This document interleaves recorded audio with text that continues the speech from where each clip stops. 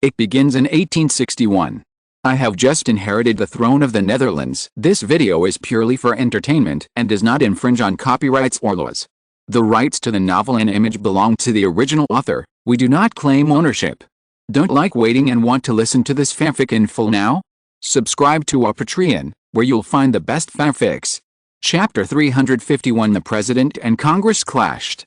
1868, Vice President and Senate President of the United States of America and met with Al Gore, the Dutch ambassador to the United States of America, in Washington, and reiterated that the United States of America Congress continued to work closely with the Kingdom of the Netherlands. The ambassador of the Kingdom of the Netherlands, on behalf of the Dutch government and other partners of the Netherlands, said that they would do their best to urge the Lincoln government to find a fair, just and peaceful solution to resolve the current domestic crisis in the United States of America. At the same time, Dutch Foreign Minister Hubert van also summoned the ambassador of the United States of America to the Netherlands, Dice, in Amsterdam, the Netherlands. Hubert van expressed dissatisfaction with the Lincoln government's rude treatment of the Netherlands. The Netherlands will observe for a period of time and will respond to it in due course. 2 days after summoning the ambassador of the Northern United States of America, Dice, Hubert van also met with the ambassador of the Southern Confederate States of America to the Netherlands, Raymond. Hubert van publicly stated that the Netherlands was very interested in the Southern Confederate States of America. The two discussed that the Netherlands might send a political and business team to visit the southern capital of Richmond in the near future. When this news came out, many people in the North were immediately dissatisfied with the Lincoln government. Since the beginning of the American Civil War, the Netherlands has always stood in the North, including weapons support, military intimidation, and maintaining economic exchanges, so that the United States of America has an important and reliable ally in the war with the South and in dealing with Britain. Now, as soon as the war is over, the Lincoln government has turned its back on the United States of America, which has seriously damaged the international reputation of the United States of America. With the instigation of some people, many states in the United States of America have begun to stage marches against Lincoln's foreign policy. At the same time, the marchers held high banners to dismiss Secretary of State Seward, from New York to Washington, and then all the way to San Francisco in the West. As the situation intensified, many members of the opposition Democratic Party even went to the forefront of the marchers, forcing Lincoln to respond to the will of the people and replace the Secretary of State. The 50-year-old Heiser is a Dutch-American sociologist and a key figure in the Democratic Party. He was appointed as the Democratic Senate Minority Whip, the second in command of the Democratic Party in the Senate, in January last year. He can be said to be one of the most important figures in the party in the future, so he attacked Lincoln the most fiercely. This leader of the opposition party met with Al Gore, the Dutch ambassador to the United States of America, in Washington on February 1. When meeting with Al Gore, the whip emphasized that the Democratic Party is willing to continue to develop friendly relations with the Kingdom of the Netherlands. Whether the Democratic Party is in opposition or in power, it will deepen exchanges with the Kingdom of the Netherlands, further consolidate the development of relations between the two countries, and will not allow people with ulterior motives to undermine the overall situation of relations between the Netherlands and the Netherlands. In response, Ambassador Al Gore expressed his gratitude. On behalf of the whip of the Senate of the Kingdom of the Netherlands, he invited Heiser to visit the Netherlands this month, and also asked Heiser to convey the friendly greetings of the Senate and the entire royal palace of the Netherlands to the Democratic Party. The Netherlands actually showed open interaction with the opposition Democratic Party, which was nothing short of contempt for the Republican Party. Many Republicans were very angry, so they invited Republican leaders to discuss countermeasures. Lincoln looked very embarrassed. Seward agreed and was also very angry. However, before the two Republican leaders could get angry, more waves came from outside, which almost confused them. On February 3, 1868, Andrew, the leader of the Republican Majority Party and the President of the Senate, secretly met with Stephen Douglas, the leader of the Democratic Minority Party in the Senate. After the meeting, the two had a good conversation. When Lincoln heard the news, he was furious. You know, Stephen Douglas is Lincoln's old opponent. In the Illinois Senate election in 1858, Lincoln and Douglas had 7 major debates. In the end, Stephen Douglas of the Democratic Party defeated Lincoln of the Republican Party, which frustrated Lincoln for a time. After Douglas finally won the Illinois Senate seat, in the 1860 presidential election, The two again fought against each other on behalf of their respective parties. In the end, because of Lincoln's policy of freeing slaves, most people in the country stood on Lincoln's side, and Lincoln was finally elected President of the United States and the South. Andrew actually went so far as to make peace with my old rival. Lincoln said with a sullen face, "My Excellency, Secretary of State, does this count as betraying the Republican Party? It seems that we are really in trouble now." After the previous Senate riot, Lincoln can only hold on to the Irish base. In fact, many Irish congressmen now began to complain that Lincoln abandoned his old partner, the Netherlands, and chose to get too close to the Germans, which caused the current tension, which caused dissatisfaction among many Irish compatriots. Lincoln naturally knew this. But now the regret medicine is not easy to appear. If one fails, it is still unclear whether the result of making friends with the Netherlands again will be achieved. If you are not careful, you will offend the Germans first. For the Irish, it is not worth the loss. However, he would not stop the Irish MPs from reconciling with Andrew in private. After all, the Irish still need the support of European countries to fight against Britain. But the show must be done well, especially in front of Seward, the representative of American German. Seward also looked unhappy. He did not expect the situation to develop to this point. If he had known earlier, he would rather stay still and slowly erode the influence of the Netherlands. It is better to boil a frog in warm water than to be impatiently scalded by boiling water. The frog ran away. And before running away, he kicked the boiling water in the pot and splashed them all over. It was really hot. Looking at Lincoln's appearance, Seward did not doubt him, but asked in doubt, "Andrew actually chose to walk with the Democratic Party at this time. Why is this?" Lincoln, who was thinking about it, was stunned when he heard it. Yes, he forgot to think about this question just now. What kind of thoughts did Andrew have in mind that he would meet with the leader of the opposition party without considering the leader of the senator of the ruling party? Suddenly, the two thought of something and their faces changed drastically. The two of them actually shouted at the same time, "Impeach me, Your Excellency." On February 10, 1868, Lincoln's tolerant attitude in dealing with the Southern policy after the Civil War aroused the dissatisfaction of the radicals in Congress. The radicals in Congress wanted to weaken President Lincoln's power, so as early as March 1867, they passed two laws. One was the Army Command Act, which required the president to pass all orders issued by the vice president, thereby depriving the president of the power to directly lead the army. The second was the Office of Representatives Act, which stipulated that the president must obtain the consent of the Senate in the appointment of cabinet members and other administrative officials, making it difficult for the president to control his own government management. Lincoln refused to implement these two laws, believing that they were unconstitutional, and ordered the removal of Attorney General Marty Grice from his post. But the Senate disagreed with this decision, and Attorney General Marty Grice also refused to leave his post. As a result, the President and Congress clashed. Chapter 352 Impeachment failed.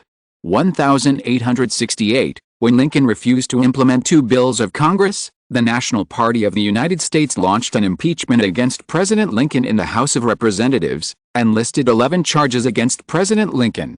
After the vote on the same day, Schuyler Colfax, Speaker of the House of Representatives, announced the success of the impeachment after the vote count. Among the 230 members of the House of Representatives, 100,000 people have one vote for a member of the House of Representatives. More than two-thirds of the votes voted in favor of impeachment, reaching 165 members. The Senate accepted the case and tried it on February 25. Finally, after a vote, President Lincoln was acquitted by one vote. This is a practical exercise of the presidential stripes stipulated in the Constitution of the United States of America.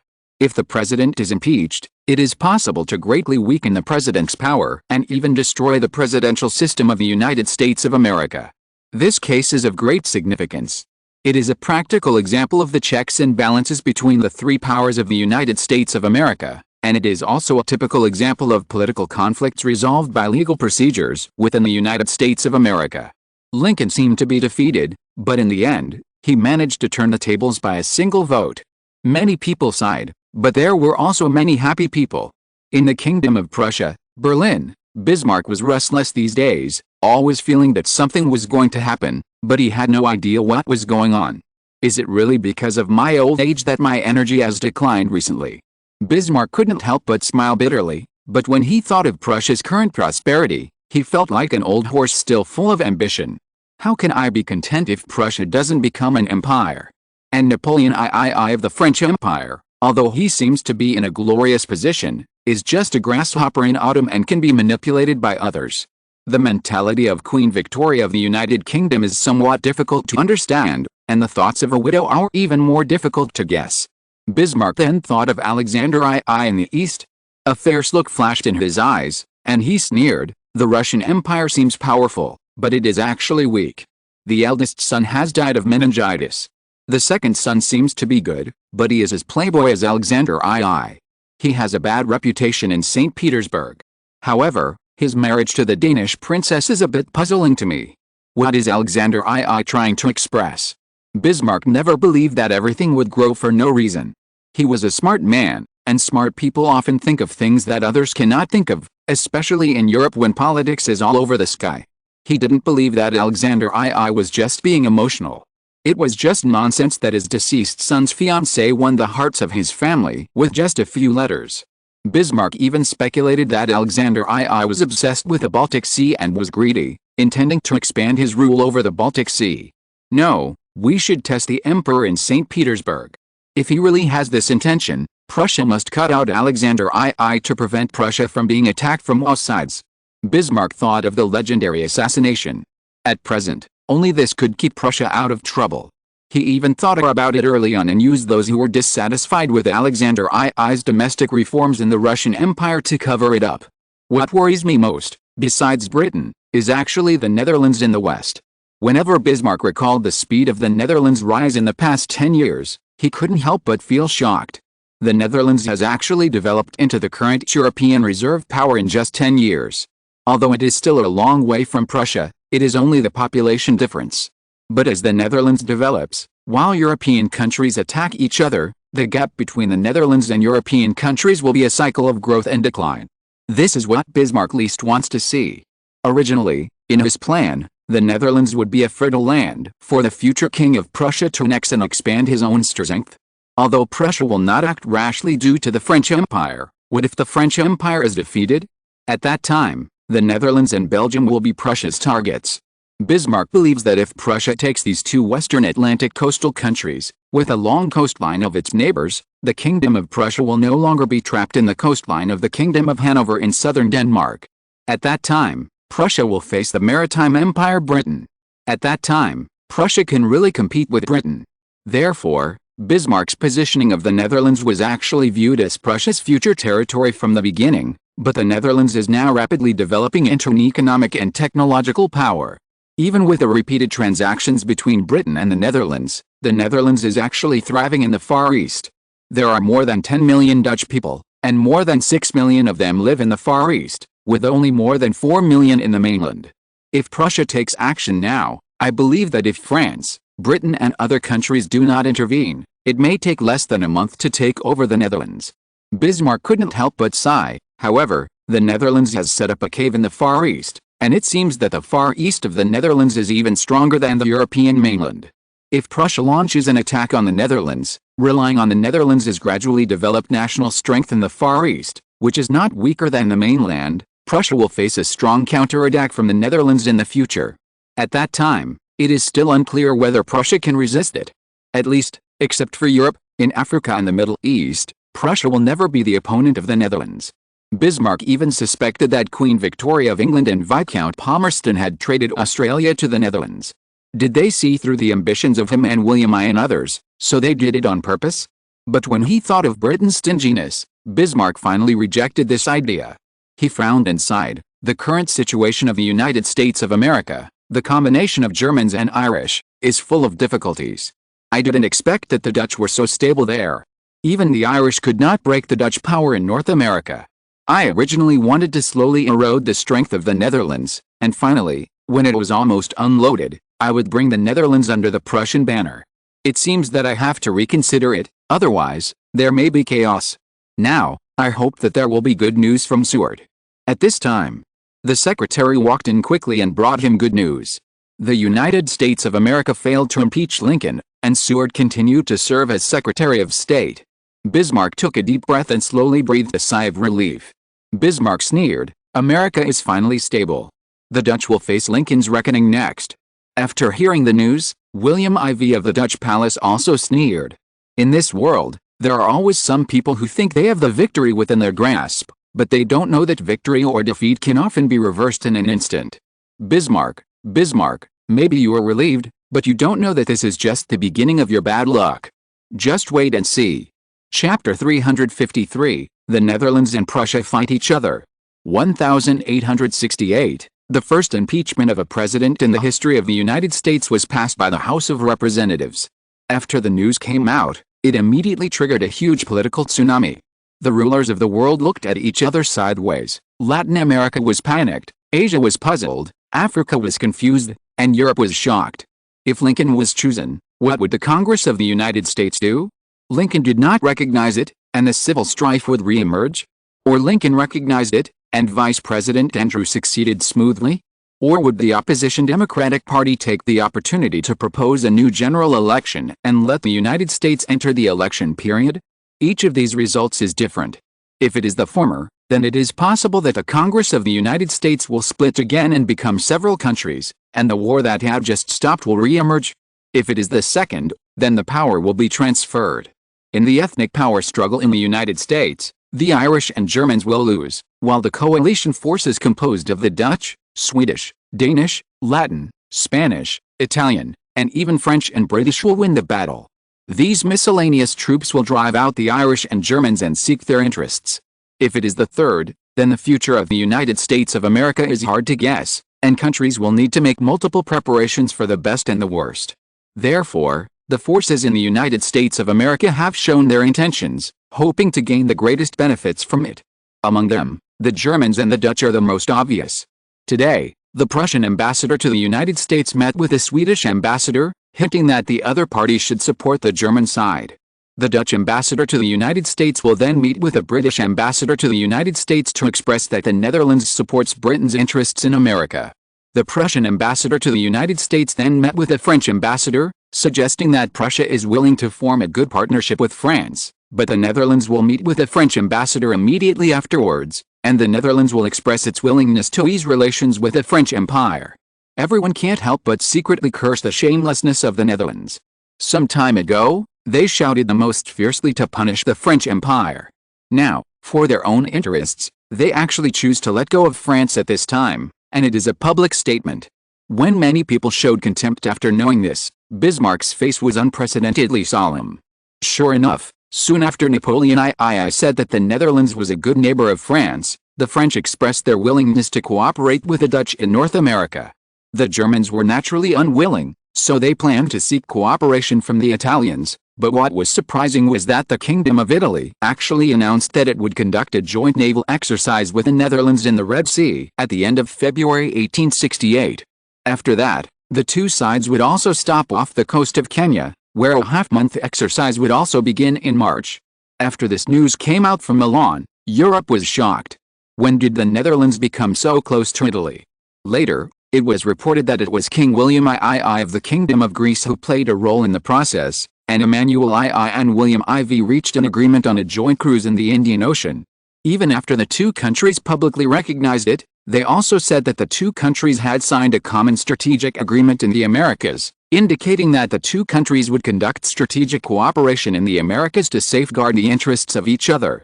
Prussia, anxious, extended a friendly hand to King Louis I of Portugal, the opponent of William IV of the Netherlands.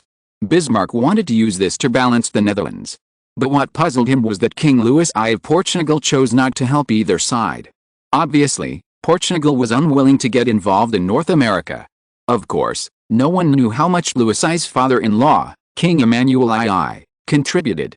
A gentleman is not a gentleman who does not reciprocate. William IV is not a person who does not fight back after receiving an attack. Does this old fox Bismarck think that the Netherlands really only has the role of defense?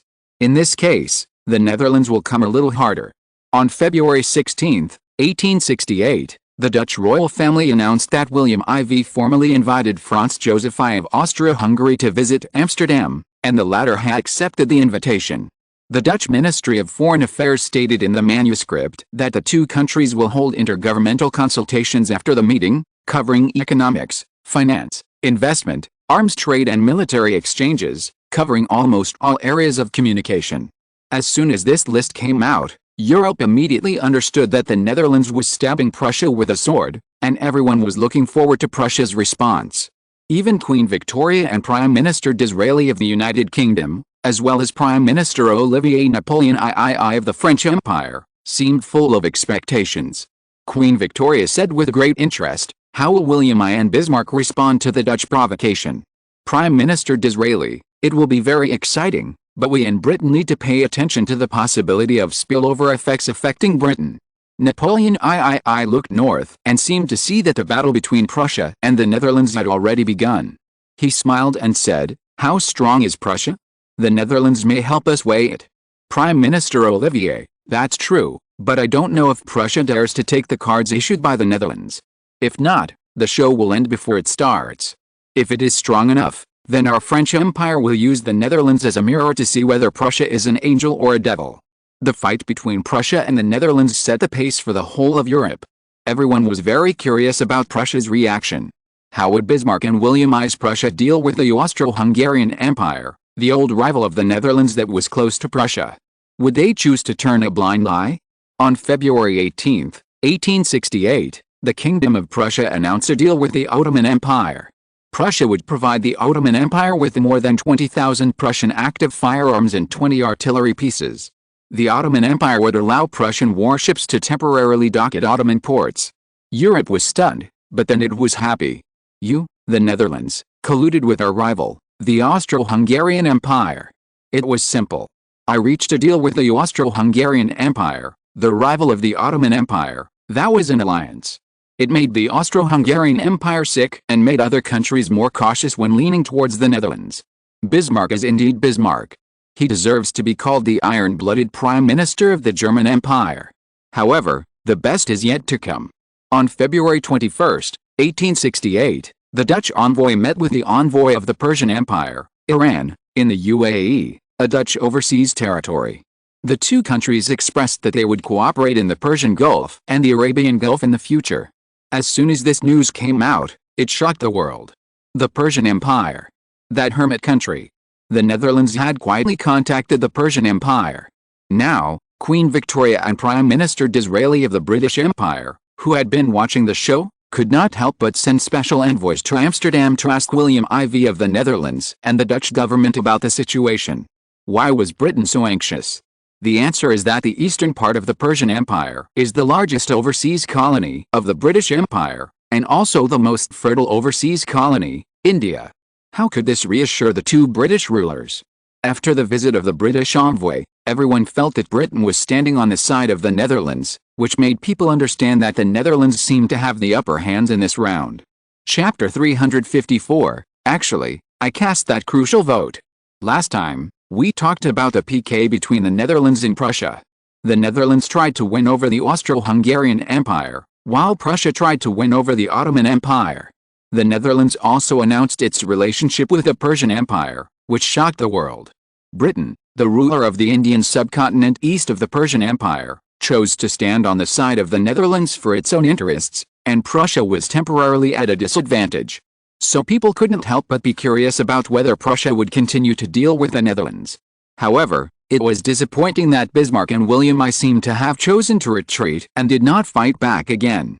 However, William IV did not dare to take it lightly, because his opponent was Bismarck, the chief contributor to the German Empire, which was later called the reason why Prussia rose to become the hegemon of the European continent. Who would not admire this person in later generations?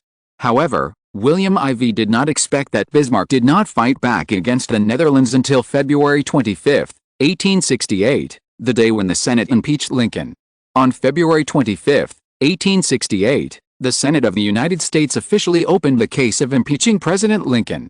Originally, many people thought that it would pass under the premise of the House of Representatives' approval. After all, the House of Representatives passed it when the Irish and Germans accounted for more than 30% of the members. Under Andrew's rule, the Senate was his base camp, so there was no reason why it would not pass. However, the accident came suddenly. The Senate voted on the impeachment of President Lincoln, with 70 votes from 35 states and 1 vote from the Senate President and Vice President, a total of 71 votes. If the impeachment is to be passed, 48 votes are needed to pass. On the contrary, the Irish and Germans must win 24 votes to prevent the impeachment from passing. At present, the Irish have 14 votes and the Germans have 9 votes, which means they must win one more vote. Many people secretly hate that if the vice president's vote belongs to the Irish or Germans, then there is no need to worry about being impeached, but now it happens to be his opponent Andrew. Whether willing or not, the voting is over. As time passed, the counting of votes ended, and everyone couldn't help but look at the temporary Senate President Benjamin Wade on the stage. He was also an impartial vote counter this time. Benjamin Wade looked at the results and finally announced them 47-24. The impeachment of President Lincoln failed by 1 vote, and Lincoln was not guilty. As the results were announced, Lincoln was overjoyed, and the Irish hugged each other excitedly, and the Germans also cried with joy. The Dutch looked at the results in disbelief. Until now, they still didn't believe that the Senate, which had the most hope of passing, was defeated and won. Andrew walked up to the podium. As the Senate President, he had this right. Many people couldn't help but quiet down. Whether they were Germans, Irish, Danes, Swedes, or Dutch, Latinos, etc., they all looked at a loser who was walking step by step with difficulty. Zihu sneered at Andrew's dragging steps with the mentality of a winner. Lincoln's eyes were slightly cold. This impeachment had completely changed his mentality. He himself might not have realized that he had become more of a politician, not a national leader. "I want to see what else you want to do, Andrew." Andrew walked up to the podium. He did not take any manuscripts, nor did he need them. The whole audience was silent. Andrew laughed at himself. With only 1 vote difference, President Lincoln passed a vote of no confidence in impeachment. This is really a gratifying thing. Lincoln was stunned when he heard this. What did Andrew mean? He actually said that. Seward continued to sneer, pretending can't change the fact that you have failed. Others also agreed and followed with a low mockery. People not far away looked at Vice President Andrew in confusion, not understanding why he congratulated the other party after losing to him. Could it be that his heart could not bear the setbacks after the failure, so his mentality was unbalanced? Many people looked at the 60-year-old man on the stage with pitiful and sympathetic eyes. However, the temporary Senate President Benjamin Wade, who was not far away, still couldn't understand why he would see the most incredible scene during the vote counting. What puzzled him even more was that Andrew had not shown any abnormality until now. Is he still a human being? Andrew continued, "The United States of America will love you in a few years, and it will soon reach 100 years. In the past 100 years, the United States of America has experienced many disasters, the influence and infiltration of European countries and our anti-infiltration struggles.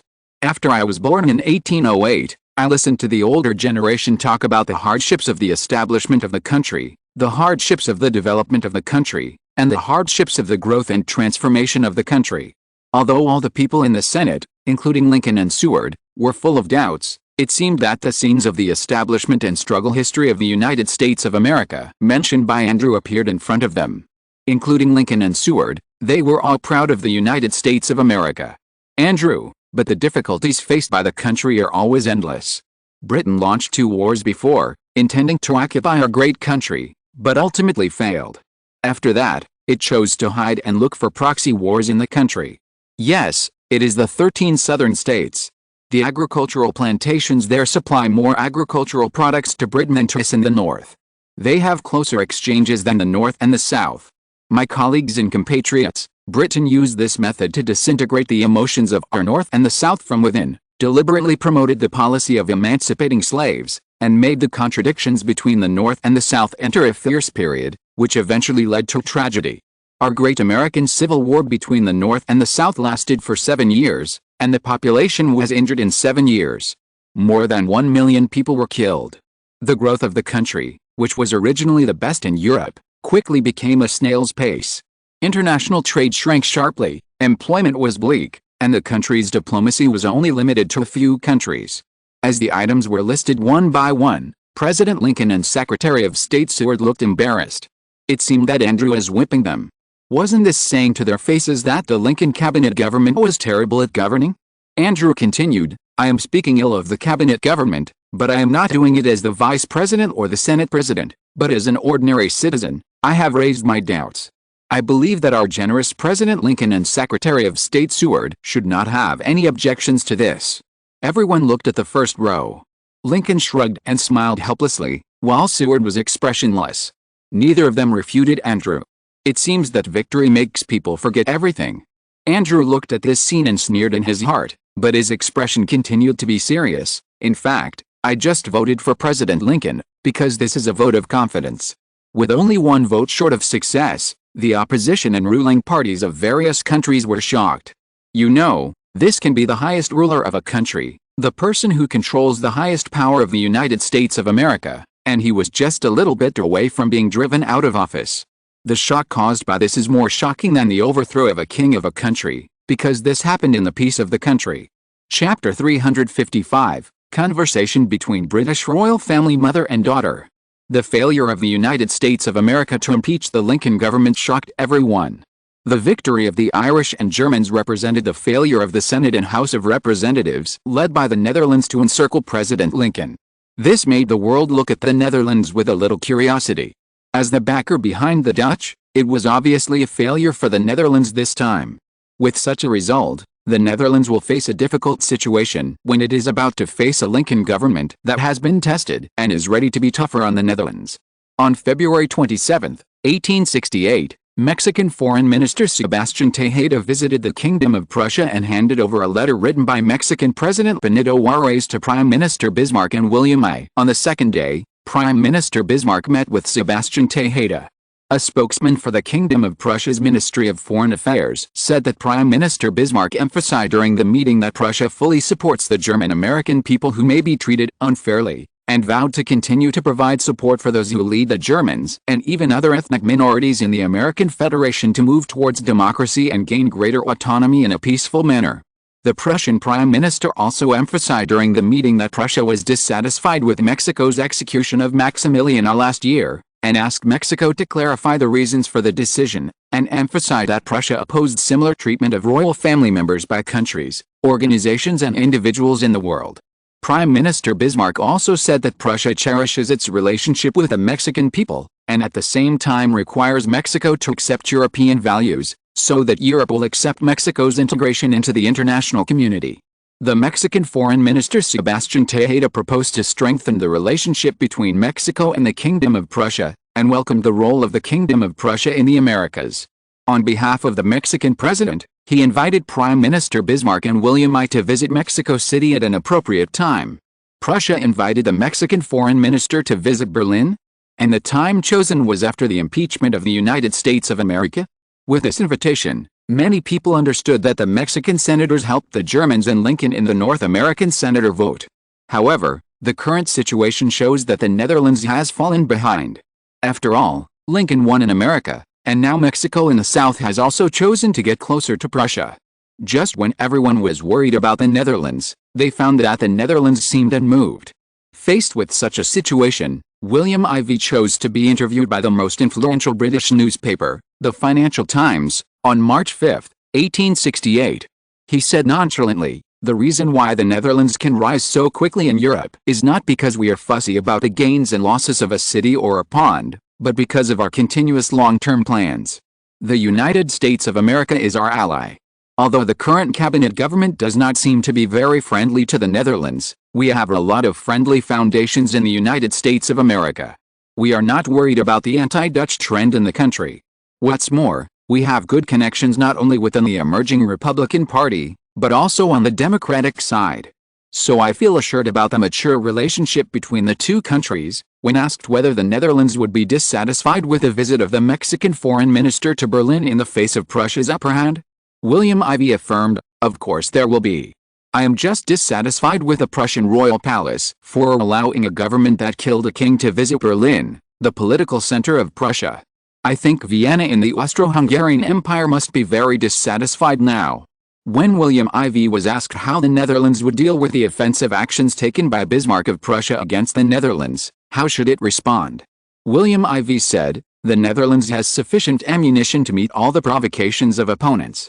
We don't want to take the initiative to deal with anyone, but if other countries think that the Netherlands is weak, then they are wrong, because the Netherlands now has enough tools to fight against the invading enemy. Believe me, We have risen in the Netherlands. I hope that the major powers will not have any delusional ideas about the Netherlands. If they do, then they will need to be prepared to be hit. When asked about the specific measures taken by the Netherlands, William Ivey gave an example, that is, the Netherlands has the world's most advanced steam battleship technology and construction speed, and the Netherlands is far faster than Britain and the French Empire in construction speed. William Ivey was asked if Britain and the French Empire wanted to launch a water attack on the Netherlands before the Netherlands built enough fleet ships and formed real strength. How should the Netherlands face the attack from Britain or France? William Ivey laughed. Although this is a hypothetical topic, this question is very creative. I think it's good. If you really want me to answer you, then I can only say that your assumption is wrong. Why do you say that? The newspaper interviewer asked. Why? William Ivey said proudly, because the tonnage of warships in the Netherlands has reached 100,000, and in the Far East, we have also built a tonnage that is not less than that of the fleet. In Alaska, we also have a large fleet. In fact, our current tonnage is almost the same as your British Empire. Of course, there may be some gaps in combat power, you know. The Netherlands lacks the baptism of war, while Britain is the best at this. What? When the report of William Ivey's interview with the Financial Times was published, the whole of Britain was boiling. Britain, which has always been known for its strongest navy in the world, has been overtaken by other countries without knowing it.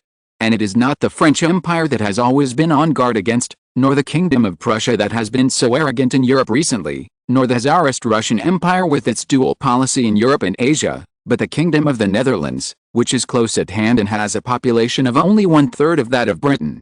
Major British newspapers immediately reprinted the report of the Financial Times, so there were people with both joy and sorrow on the entire British Isles. On the island of Ireland, many Irish people smiled. They like to see the unhappy faces of the English the most, especially when they are slapped in the face like now. On the contrary, Buckingham Palace and number 10 Downing Street are full of sorrow. The Netherlands actually announced its naval strength. With William Ivey releasing the whole news, European countries will have to be shocked.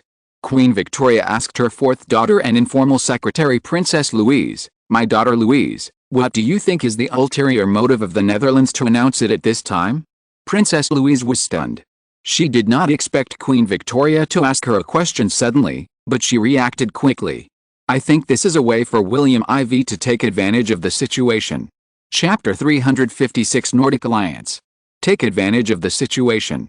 Queen Victoria asked curiously, "Whose advantage? What's the use?" The 20-year-old Princess Louise answered confidently, "Take advantage of the oppression of Prussia and the long-standing naval hegemony of the British Empire as the world's #1 in naval power to create a trend of the Dutch Navy catching up with Britain, and then make people feel that the Netherlands is reacting under duress." Queen Victoria's heart moved, and she blurted out, "You mean, the Netherlands is taking advantage of the situation and announcing a naval tonnage that may be comparable to that of Britain? When facing the current disadvantage of lagging behind Prussia, it wants to complete its own sharp transformation while dragging Britain into it in disguise to test Britain. How dare he do this?" Princess Louise shook her head and said to her most admired mother, "William Ivey is as cunning as a fox. How do you know that others can't or dare not do something that mother thinks is impossible?" Queen Victoria sighed in her heart. If the marriage had been successful at the beginning, perhaps the relationship between the Netherlands and Britain would not be as close as it is now. Recently, the initiative of Britain and the Netherlands seems to be in the hands of the Netherlands, which makes the Queen very uncomfortable. Since the South African War, it seems that every time when facing the Netherlands, Britain will lose the advantage of the first power and fall behind every time. Princess Louise didn't know what the Queen was thinking. She said, "Some time ago, the Netherlands and the French Empire had a diplomatic crisis because of the Kingdom of Siam. In the end, even under the promotion of the Netherlands, the French Empire caused many things, which made Napoleon I feel frustrated. And this time facing Prussia, will William Ivey fail?" Princess Louise's suspicious look made Queen Victoria a little unhappy, so she sneered, "I admit that he is very smart, but don't forget that Prussia was personally dispatched by Bismarck this time. At present, although the outside world says that Bismarck's opponent is the Dutch Prime Minister Thorbecke, do we really think so? Obviously, in the previous confrontation, the Netherlands lost and Prussia won." Princess Louise smiled and said, "But I have a different opinion." Seeing Queen Victoria's surprise, she said, "Everything is turbid at the moment. The Netherlands does not seem to be panicking or maintaining order between advances and retreats. This means that the Netherlands still has spare strength. My queen, I think William IV is hiding something. Although I don't know whose specific plan, I am sure that he will not admit defeat, even if that person is Bismarck. Oh, it seems that you have great confidence in William IV, Queen Victoria said jokingly. This is an instinct for advancement. Do you want to make a bet? Queen Victoria asked. Princess Louise said vigilantly, what bet? Queen Victoria, since you are so confident in him, if you win, I will agree to the request from the Dutch royal family and agree to William IV's proposal on behalf of his brother, Prince Frederick, 1851, 17 years old, who is now the Crown Prince of Greece. What? Princess Louise looked at Queen Victoria in astonishment. Don't look at me like that. Take a look at this letter. This is a letter from William IV, which was sent from Amsterdam a few days ago. In the letter, he sincerely proposed to me to propose to you on behalf of his brother. I have been hesitant these days. You know, the British people don't like to marry the princess abroad now, and they don't want to marry into the royal family. However, the current situation in Europe has made the British top leaders very worried. And this letter from William IV made me even more hesitant. It happened that I saw that you are so friendly to the Netherlands. So, I thought, why not make a bet with this? If I win, I will agree to the request made by William IV of the Netherlands. If I lose, I will refuse. Of course, if William IV had not married the Danish princess at the beginning, and the person he proposed to this time was him, I would not mind saving this bet. Princess Louise was embarrassed. Recalling the first meeting in Amsterdam a few years ago, the interaction between the two, Princess Louise was actually moved at that time, but because Princess Alice and Princess Helena were the protagonists, and she was only 15 years old at the time, she didn't have any other ideas. But as the power in her hands grew, her ambition slowly grew. Although she concealed it well, she knew that her mother had been watching her all the time. Therefore, she was unwilling to let her fate go out of control and knew that Britain was no longer suitable for her to stay. She couldn't help but think of what William IV said to her before leaving a few years ago, "We will see each other again in the future." There was bitterness in her heart. Could it be that the goodbye was the relationship between the elder brother and the younger sister? Princess Louise quickly calmed down. Since my mother has decided, then I am willing to accept this bet. Queen Victoria was relieved, with a little reluctance. At this moment, she regretted it a little. Louise had been with her for the past few years and had helped her a lot. She had to admit that among her several princesses, Louise was the most politically sensitive and talented. Perhaps it was just like what her husband said before he died, that Louise missed her the most. Perhaps, leaving Britain and going to the Netherlands or the Kingdom of Greece would be a good choice. Thinking of this, Queen Victoria had an idea. Perhaps, if William IV really defeated Bismarck, Louise's marriage to Prince Frederick would bring the Netherlands and Britain closer together, and use the Netherlands to balance Prussia, which would be a good idea. On March 2, 1868, Denmark, Sweden and the Netherlands formed a military and economic alliance. The three countries reached a mutual defense agreement. When one of the countries was attacked, the other two countries must help it face the invasion. Needless to say, this other country must be the Kingdom of Prussia. Is there a more obvious hint than this? Karl XVI of the Kingdom of Sweden announced that Sweden would send 5,000 army troops to Amsterdam for joint training with 3,000 Danish troops and more than 10,000 Dutch troops. The military training would last for 1 quarter. He said that before the autumn comes, the armies of the three countries will rotate and replace the same number of troops for autumn joint military training. Sweden and Denmark in Northern Europe have obviously deepened their alliance with the Netherlands, from military alliance to political and economic alliance, which surprised the outside world. Berlin said that this would definitely pose a threat to Prussia, but the Austro-Hungarian Empire welcomed it and believed that this would be a historic moment. Chapter 357 Chapter 357 Allies are just our nourishment.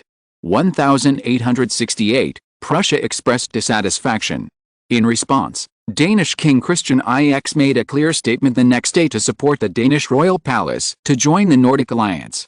He said that Denmark must join without delay, which will strengthen Denmark's security. Everyone knows the events of Schleswig and Holstein. We in Denmark do not want such tragedies to happen again. Therefore, we must strengthen Denmark's self-defense capabilities while also using like-minded allies to improve our shortcomings. As a member of the Nordic alliance, Denmark will strengthen the defense ties of the entire tripartite alliance. However, Prussia refuted Christian IX's statement. Prime Minister Bismarck said that Prussia was just taking back its own things and there was no threat to Denmark. Prussia is willing to make friends with neighbors such as Denmark and is unwilling to restart the war, which is not beneficial to Prussia. Karl XV, however, sneered and said, Bismarck's words are just like coaxing a 3-year-old child. Think about the Kingdom of Hanover and the Kingdom of Bavaria. Such powerful countries have now become Prussia's territory. Who of the countries around Prussia will feel at ease facing such powerful neighbors? Karl XV listed a Swedish public opinion report and pointed out that in recent months, the Swedish people's support for joining the Swedish-Holland-Denmark tripartite alliance has reached a record high.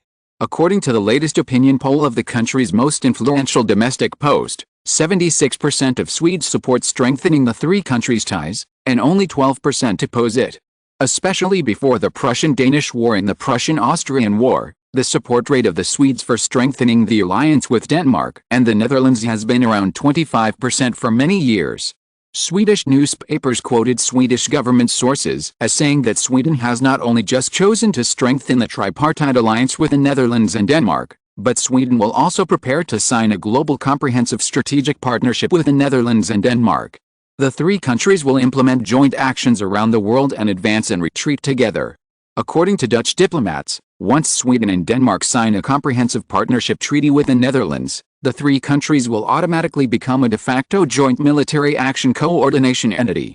At that time, when facing other opponents, the three countries will gather together for warmth, and the effect of 1 + 1 + 1 is greater than 3. The population of the three countries combined is close to 20 million, which is comparable to the Kingdom of Spain and the Ottoman Empire, reaching 2/3 of the population of Britain, France and other countries, half of the population of Prussia after the fusion of the German Confederation, and 1/3 of the Russian Empire. Regarding the Triple Alliance, the Prussian Ministry of Foreign Affairs issued a severe warning, accusing the three countries led by the Netherlands of forcing Prussia to take military and other retaliatory actions to stop such threats to Prussia's national security. However, when Prussia used the term military and technological threat, many people couldn't help but remember that a few years ago, when Prussia strongly denied that it was planning to use force against Denmark, Bismarck used the same ambiguous term as a threat. All Europeans have seen the result. Prussia broke its promise. Not only did it not help the Germans in Holstein peacefully, it also used armed force to attack Denmark to the extreme, and finally defeated the Austrian Empire, its ally that jointly invaded Denmark. Therefore, in the face of Prussia's threatening words, everyone thought that it made no difference whether there was a threat or not. Sweden, with a population of 5.5 million, can quickly mobilize up to 320,000 troops. Although its standing force is only about 100,000, Sweden has never abolished the conscription system after a peaceful period away from war like some European countries. The number of conscriptions and training each year is equal to its total standing force, and reservists need to participate in drills from time to time after retirement to maintain their professionalism. Compared with the establishment of the Nordic Union by the Netherlands and Sweden, Denmark's joining the organization can only be a geographical extension of the two countries' umbrella. Before the Schleswig and Holstein incidents, the three countries were all doing their own thing, but after the incident, it caused too much impact on Sweden and Denmark, especially Denmark, which was almost in fear. It is said that Denmark, which originally had a population of 2.6 million, has more than 200,000 people immigrating to the Dutch-Australian continent in the Far East, choosing to avoid the wars of European hegemony. Sweden also has more than 300,000 people running there, and immigrants from the two countries account for about 4% of the total white population there. While the three countries are training each other, they are also holding more military exercises and joint naval patrols in the Baltic Sea and the Atlantic Ocean. The three countries may also rotate a number of troops from the other two countries on their respective territories. On March 10, 1868, representatives of the three governments of the Nordic Alliance signed a security agreement in Amsterdam for a period of 10 years, promising that if one of the three countries is attacked, the other two countries will provide support. This agreement provides the most solid alliance foundation for the three countries and lays the foundation for the security environment of the Netherlands and the other two countries in the next 10 years. Your Majesty, this trick can make everyone break away from the situation in North America, which is really wonderful, Thorbecke exclaimed.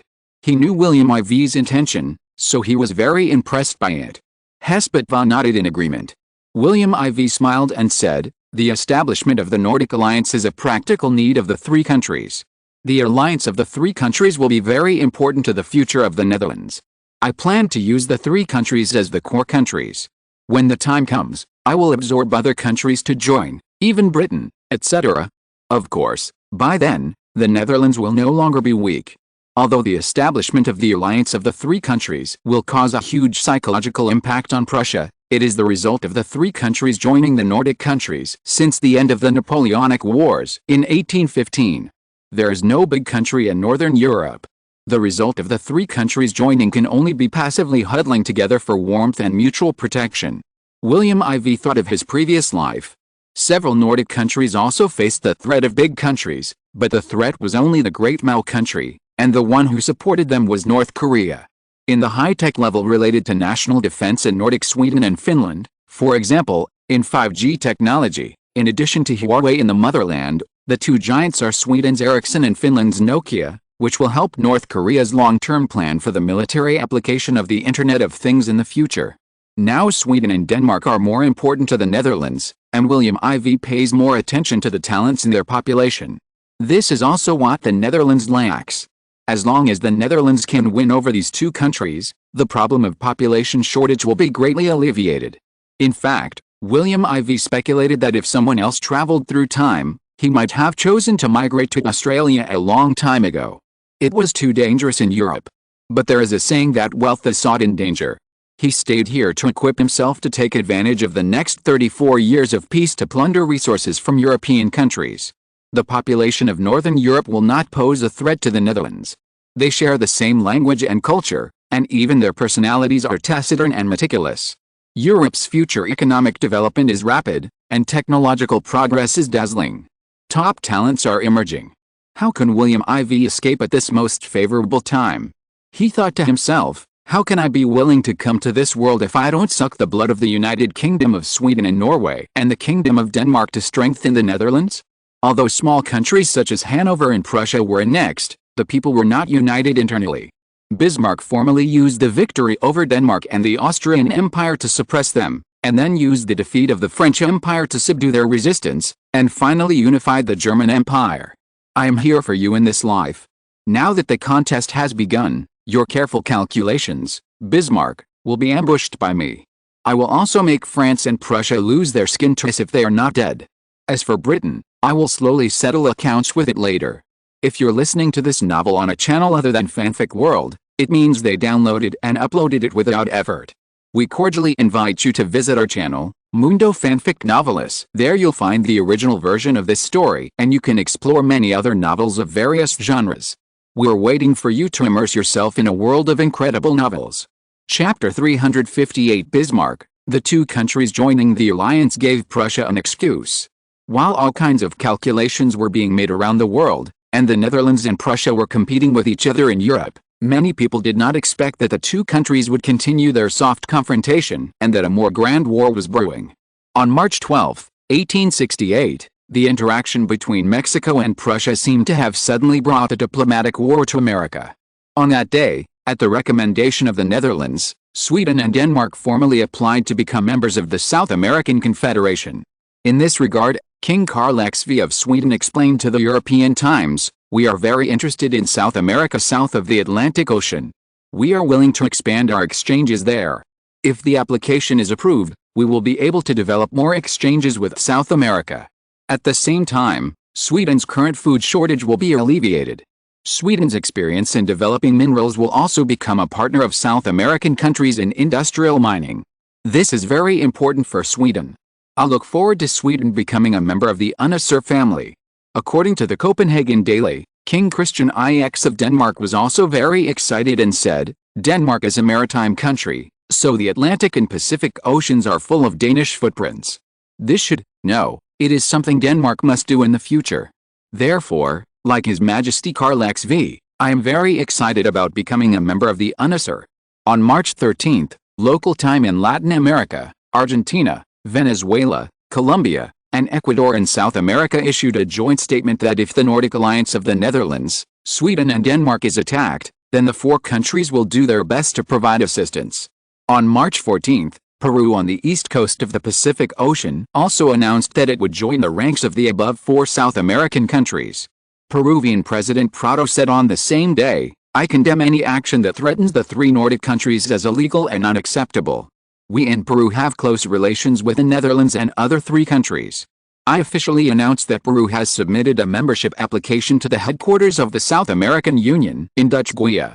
In addition, we are willing to provide the three countries including the Netherlands with the help they need when they are attacked." On March 15, Venezuelan President Herrera said in an interview with the Financial Times that if Denmark and Sweden are attacked before they officially become members of the South American Union, the entire South American members of the Netherlands, Argentina, Venezuela, Colombia, Ecuador, and the United States of America in North America will be prepared to take all necessary measures to provide assistance in accordance with the treaty. This guarantee is a clear signal to ensure that the applications of Sweden and Denmark, except the Netherlands, to join the South American Union will be approved soon and become formal members of the South American Union. The Financial Times said that the current members of the South American Union are the Netherlands, the United States of America, Argentina, Venezuela, Colombia and Ecuador. At the same time, Peru, Sweden and Denmark are applying to become members of the South American Union. Argentine President Mitre said, "The security of Sweden, Denmark and Peru is a common issue for us. I think there is an opportunity to strengthen cooperation between the South American Union countries." As the second largest country in South America, Argentina will do its best to ensure that Peru, Sweden and Denmark quickly join the South American Union. On March 18, 1868, local time in Guyana, South America, the European Times quoted the news of the Rotterdam newspaper, saying that Dutch Prime Minister Thorbecke met with the heads of the South American Union member states at the headquarters of the South American Union in Guyana, but the President of the United States of America, Lincoln, did not attend the meeting in person, but sent Secretary of State Seward to participate.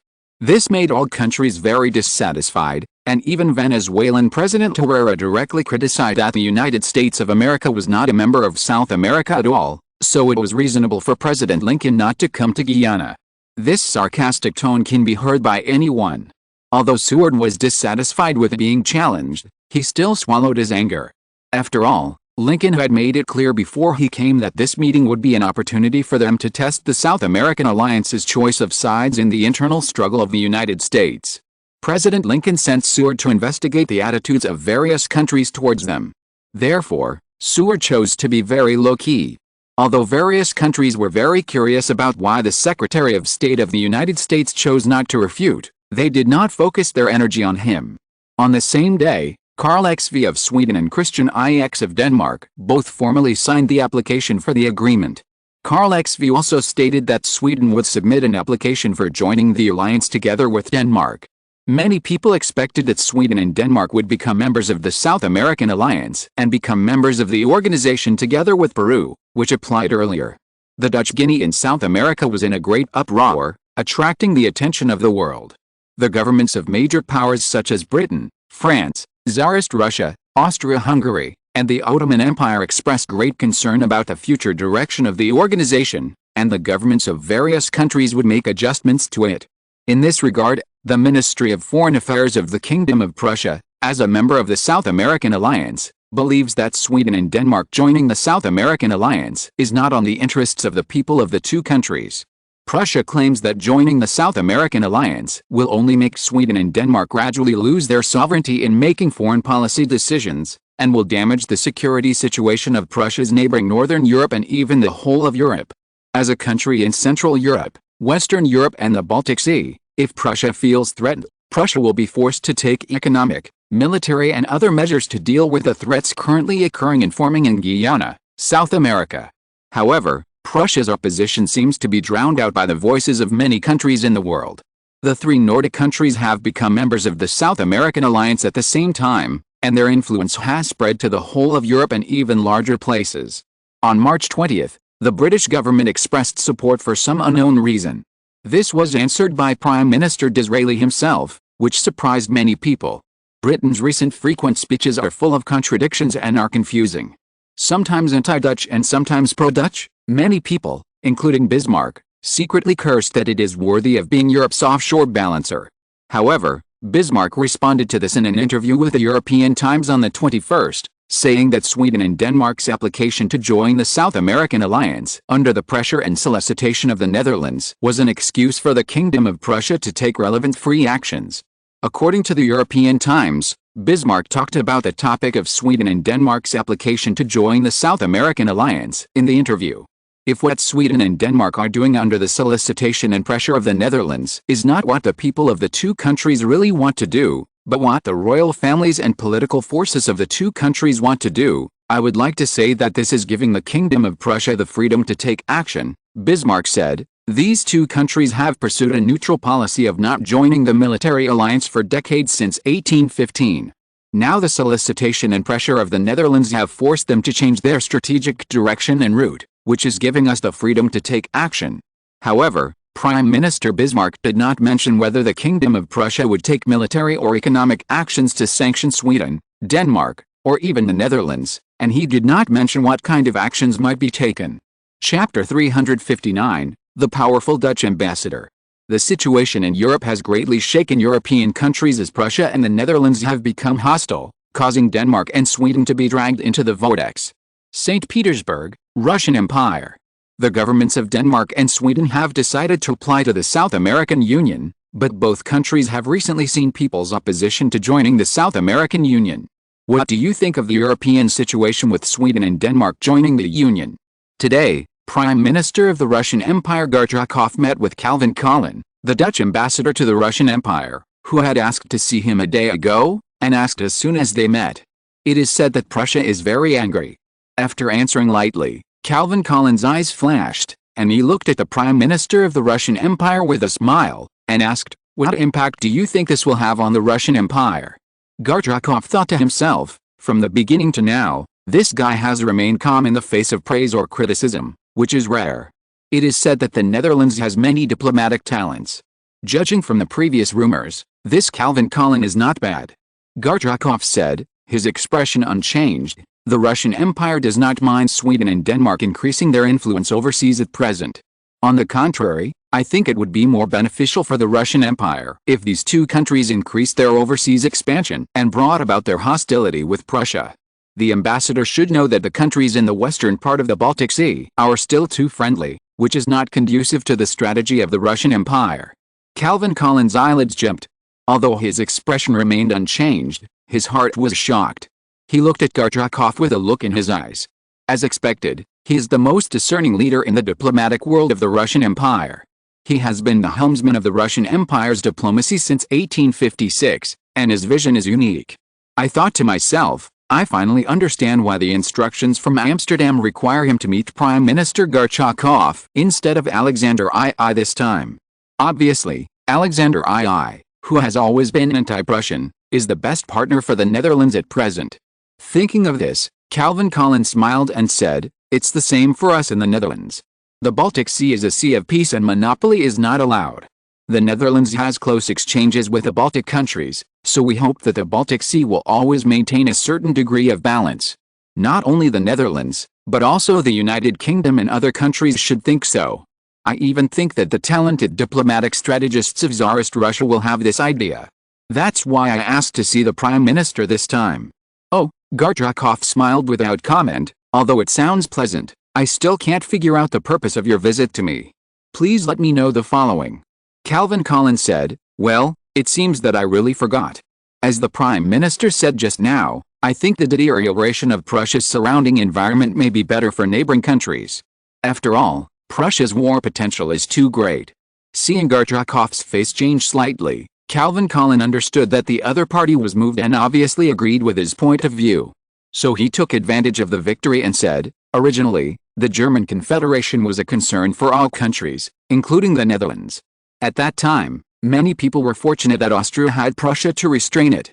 Now that Austria has been defeated, it has no choice but to form a new empire with Hungary to fight against Prussia in order to protect itself. Under such circumstances, we in the Netherlands believe that the Russian Empire should be equally worried about this.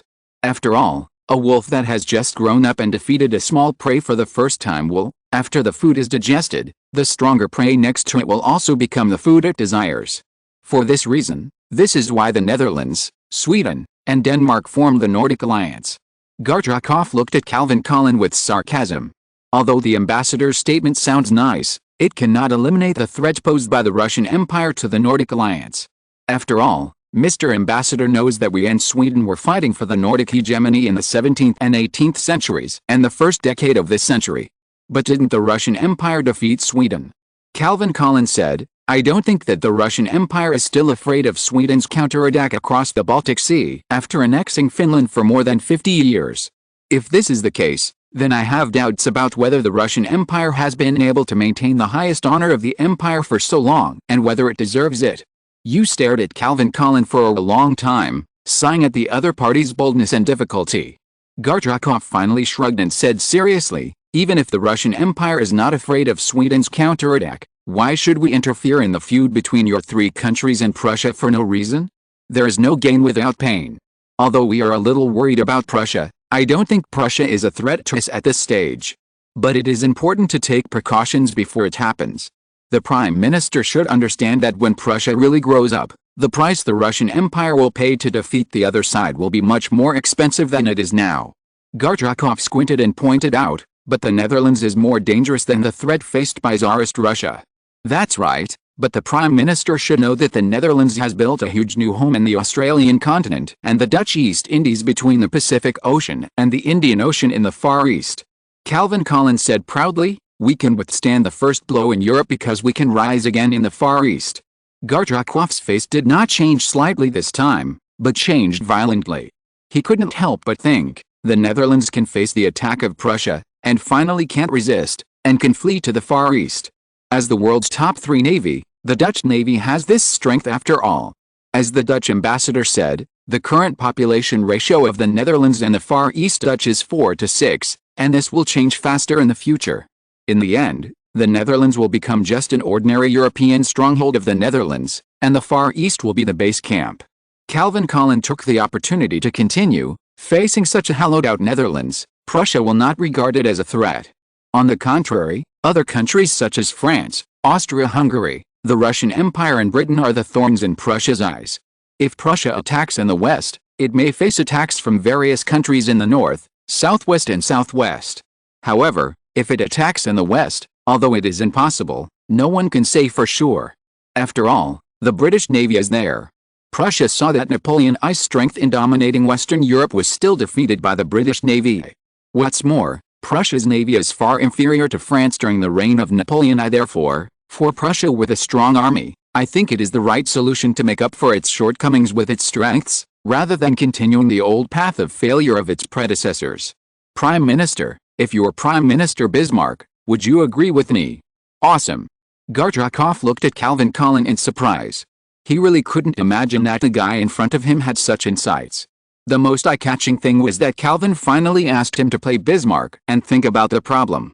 Under this sense of substitution, it seems that Prussia's attack on France, Austria-Hungary and the Netherlands was a mistake. On the contrary, defeating the Russian Empire would be the most promising future for Prussia. Thinking of this, Gardrakov was shocked again. He almost got fooled. All those were just speculations. He was deceived into Bismarck's position, and this assumption almost hindered his judgment in an instant. What a powerful Dutch ambassador. Chapter 360 Nordic Union Observer State. After the conversation with Calvin Klein, the Dutch ambassador to Russia, the Russian Prime Minister Gardrakov was afraid. This time he spoke more frankly, saying, we in the Russian Empire agree with the Netherlands in principle, but to be honest, if we don't gain anything, then we can only do some work without effort.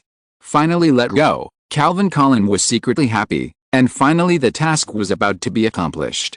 The Netherlands thinks that the Russian Empire can participate in some of the activities of the Nordic Alliance as an observer country.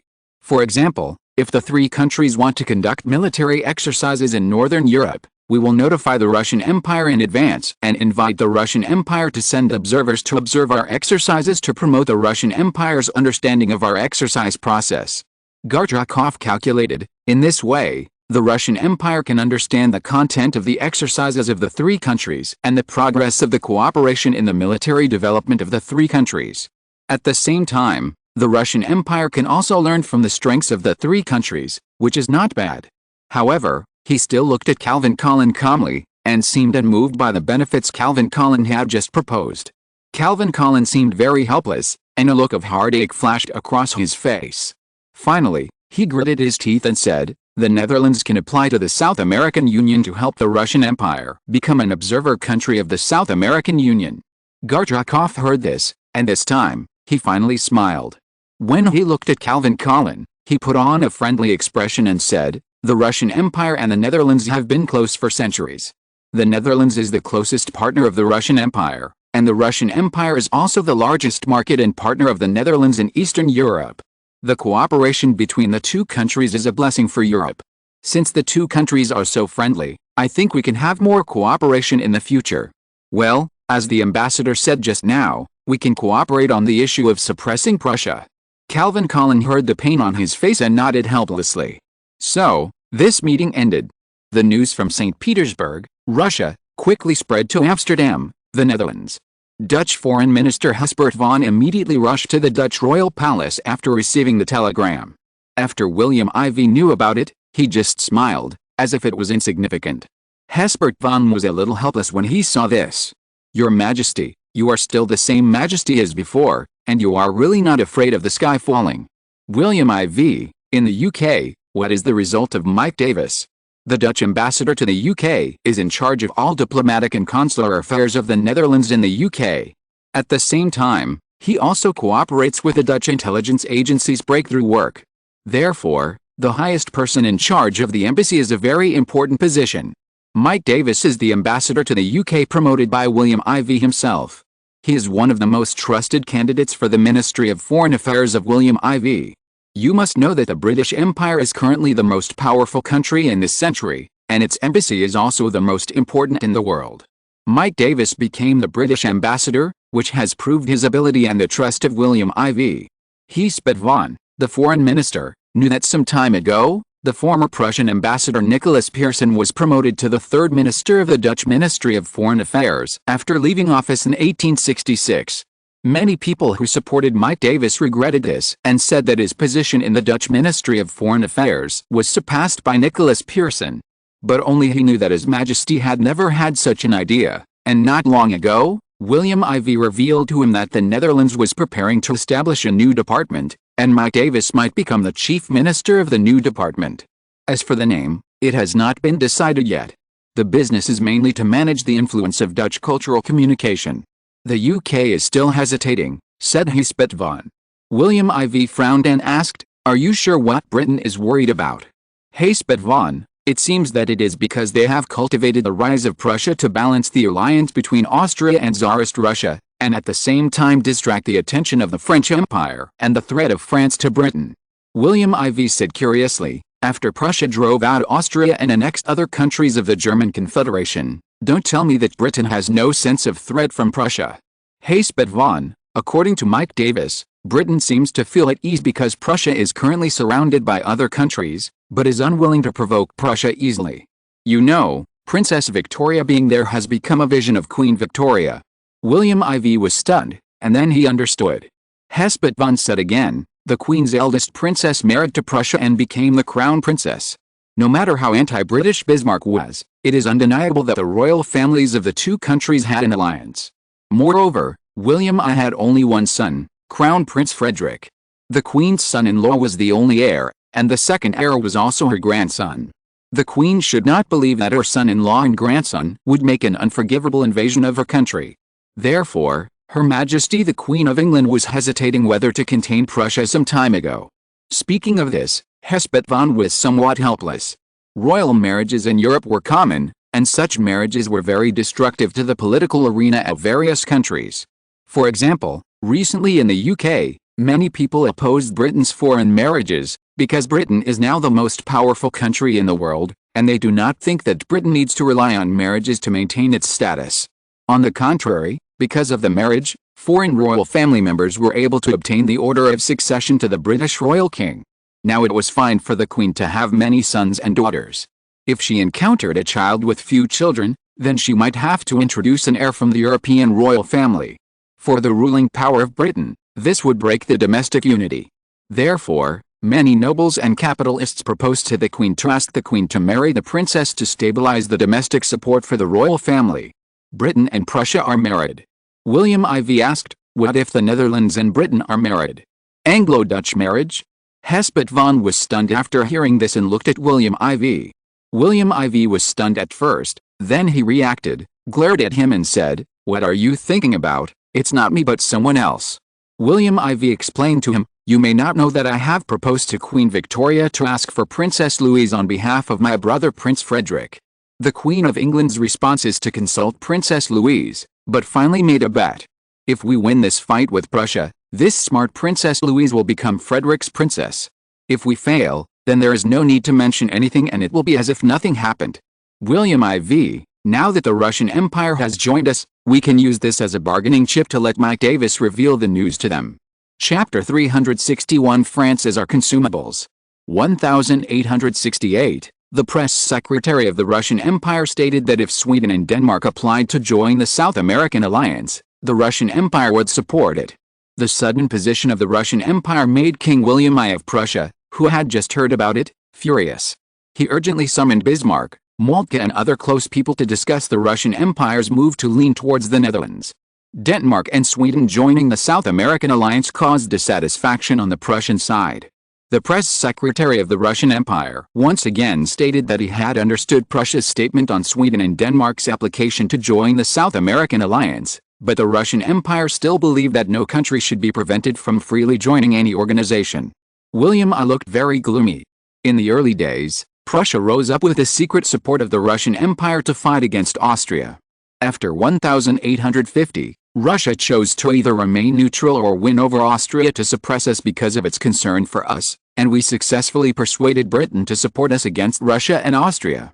Although our relationship with Russia has eased over the past decade, it has generally remained neither good nor bad. But now the Russian Empire has openly stood up to support the Netherlands, which will cause unnecessary troubles for our strategy. Everyone, we must conduct necessary research on this. How should we deal with it? After speaking, he looked at Bismarck and Moltke. Your Majesty, I think the Russian Empire is just testing the waters. Moltke is worthy of being the chief of the Prussian General Staff. Whether it is marching or strategic planning, he is unique. Seeing the two people looking at him questioningly, Moltke said calmly, I think the reason why Tsarist Russia supports the Netherlands is that the old fox Gorchakov is throwing bones between the two wolves who are fighting for prey, so as to determine which one is passive and active.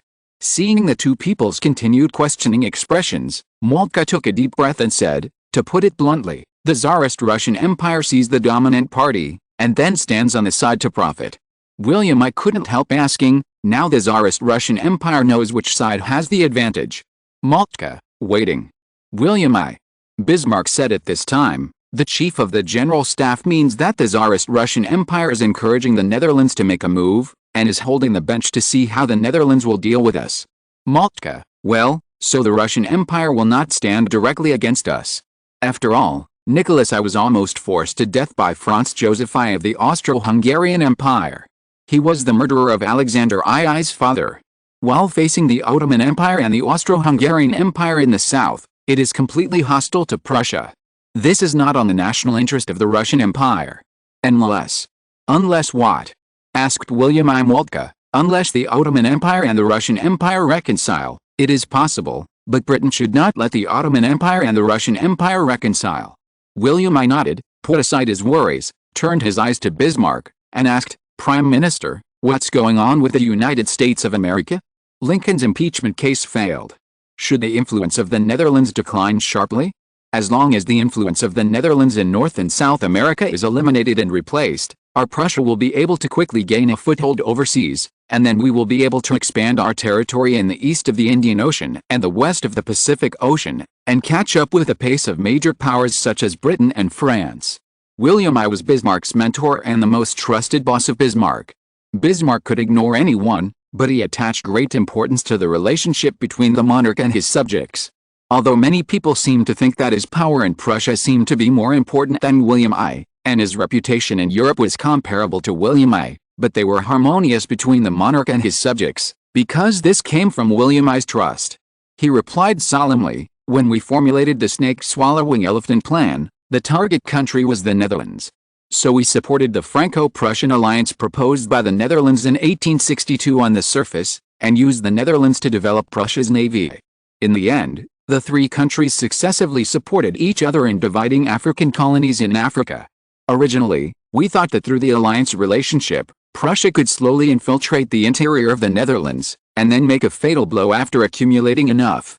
However, everything was taken for granted. Unexpectedly, William IV and the Dutch government had been prepared for it. Our deployment almost hit a nail every time. Finally, we had to give up the task of invading the Netherlands. And the strategy of integrating the German Confederation finally gave up the plan of the Duchy of Nassau and the Duchy of Luxembourg. Bismarck seemed to grit his teeth when he said this. It was all William IV. If it weren't for him, maybe his plan would have been launched long ago. William I asked worriedly, the confrontation between the Netherlands and Prussia is very unfavorable to our future strategy against France. Should the French Empire's plan be changed or suspended? No, Bismarck and Moltke said at the same time. William I looked at the two of them. Moltke, Your Majesty, we have invested a lot of resources, including on the Mexican issue. In fact, we also guided the French Empire to invade Mexico, and the French invasion of the Kingdom of Siam is a deal that has long been established between us. Napoleon III promised us to remain silent on the occupation of Holstein and Schleswig and the German alliance integration plan, but we selectively turned a blind eye to France's actions. Originally, we wanted to consume France's strength to a certain extent at once, so that Prussia's plan could proceed smoothly. However, the Netherlands has repeatedly sabotaged our actions, and I found that the Netherlands seems to be able to see through many of our actions, which cannot but be worrying. Bismarck's heart moved, and Moltke's words were awakening. Bismarck suddenly thought of a problem that needed to be vigilant. Is the North American plan really as smooth as it seems? Bismarck's calm heart was suddenly hit by a feeling of annoyance, and he said, it is not appropriate to take action against the Netherlands at the moment. As for North America, which Your Majesty is concerned about, Lincoln is still cooperative. I believe that with a cooperation between Lincoln and Seward may really be elected in the next presidential election. What we need is to appease the Democrats. Of course, there are also votes from other ethnic groups. For this, I have already made preparations for the next wave of actions. Moltke asked, what means? Bismarck, it has been staged in North America, and everyone will be able to see it soon. On March 25, 1868, King William I of Prussia attended a meeting of German nobles at the Royal Palace in Berlin and said that there was no problem between Prussia, Denmark and Sweden. Therefore, Denmark and Sweden joining the South American alliance did not pose a direct threat to Prussia. However, the establishment of joint training of the military infrastructure of the three Nordic alliance countries, if it expanded in areas bordering Prussia, would inevitably cause a response from Prussia.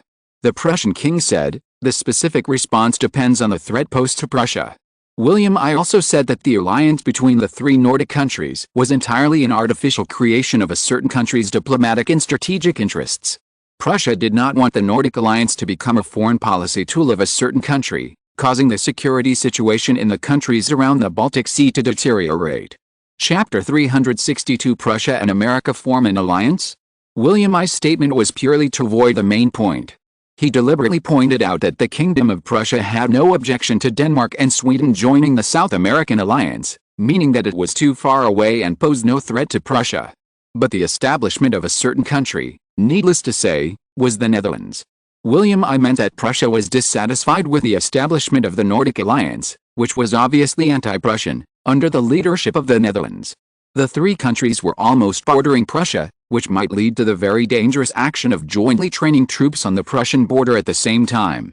Therefore, William I deliberately portrayed Prussia as a bullied country, winning sympathy from other countries in the country, and then making everyone feel disgusted with the Netherlands and other three countries and recognize them as troublemakers, which would be beneficial to Prussia. Any future actions of Prussia against the three countries would make everyone feel that it was justified, and there would not be too much moral criticism of Prussia.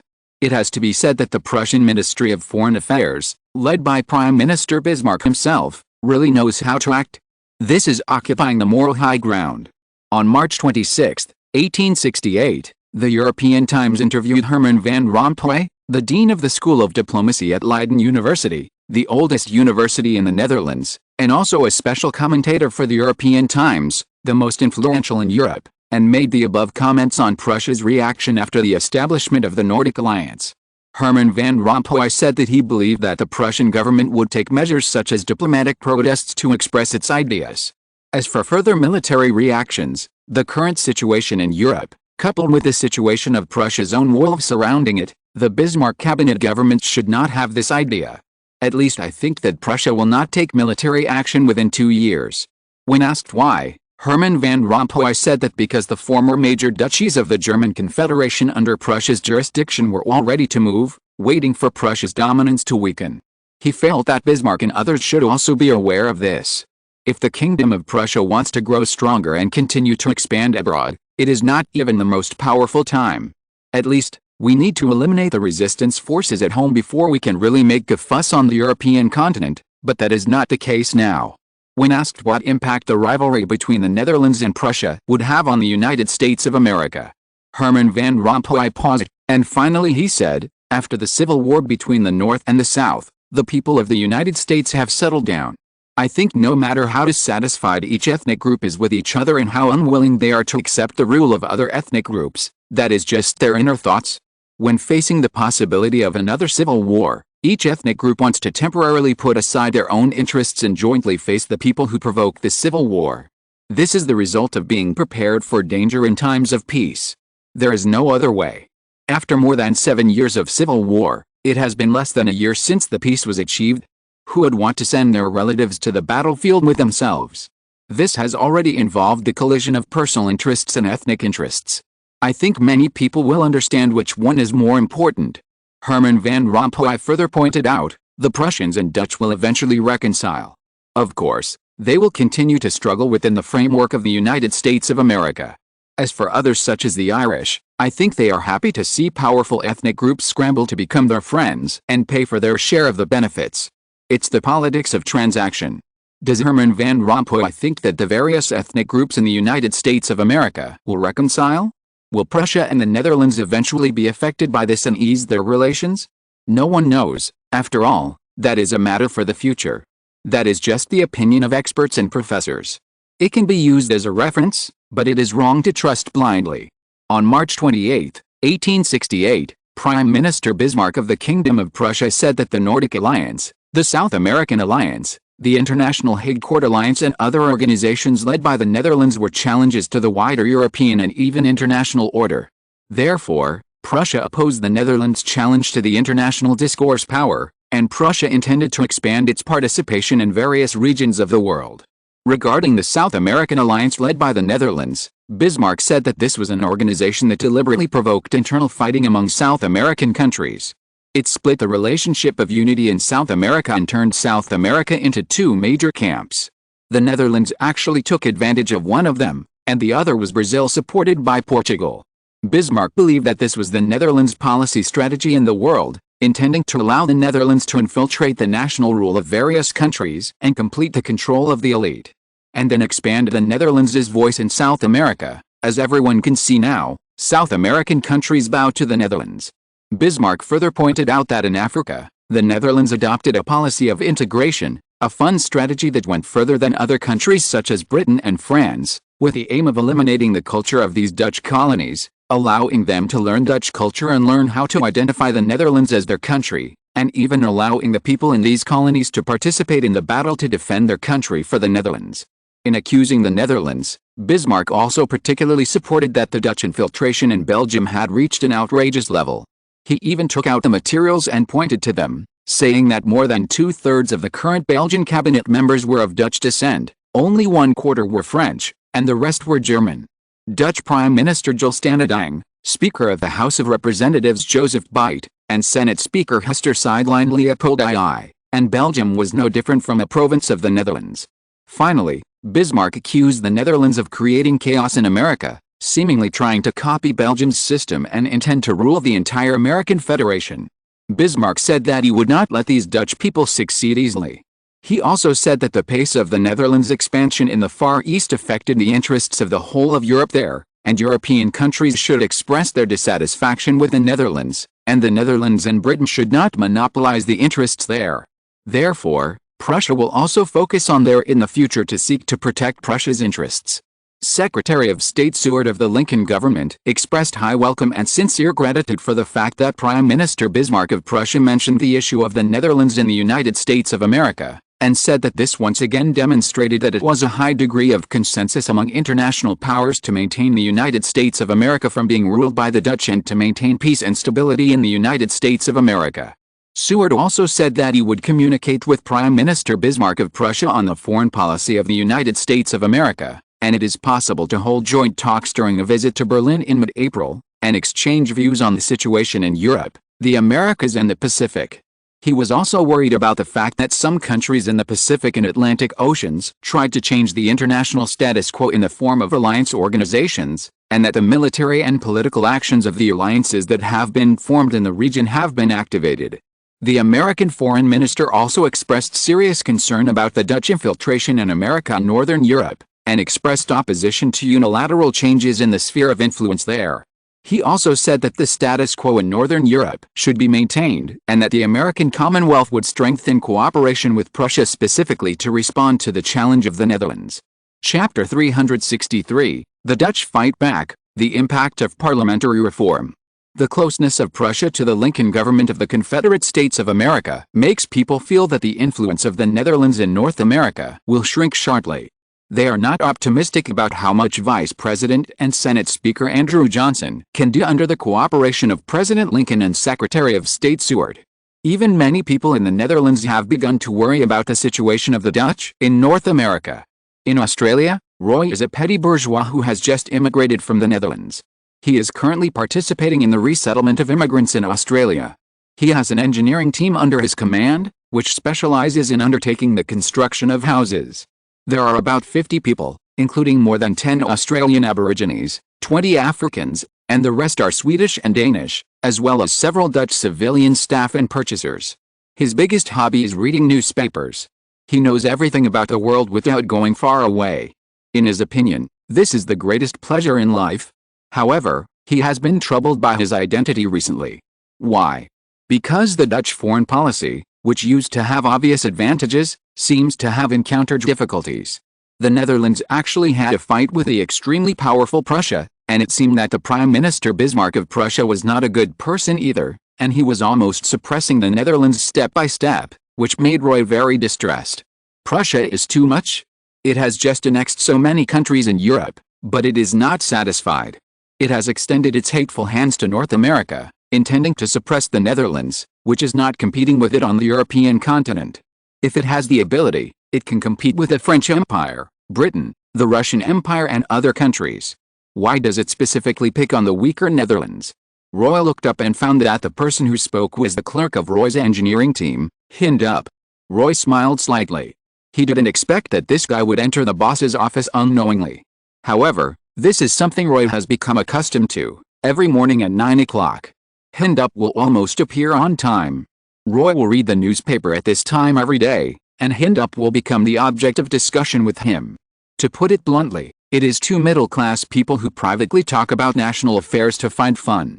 Roy sneered. Why, when did Dutch diplomacy become so weak that it still needs the sympathy of our people? Hindup shrugged. Boss, you should know that. I didn't mean that. It's just that Prussia's recent actions against the Netherlands are infuriating.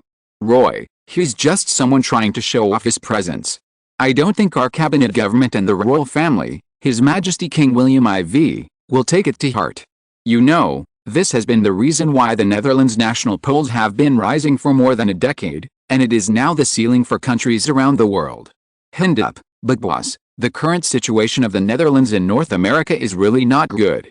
After all, the Irish and Germans are strong, and as long as they are willing to give up a little bit of profit, they can attract other ethnic groups to join their team. By then, it will be difficult for the Dutch to resist and turn over. Roy escaped and shook his head. I don't think so.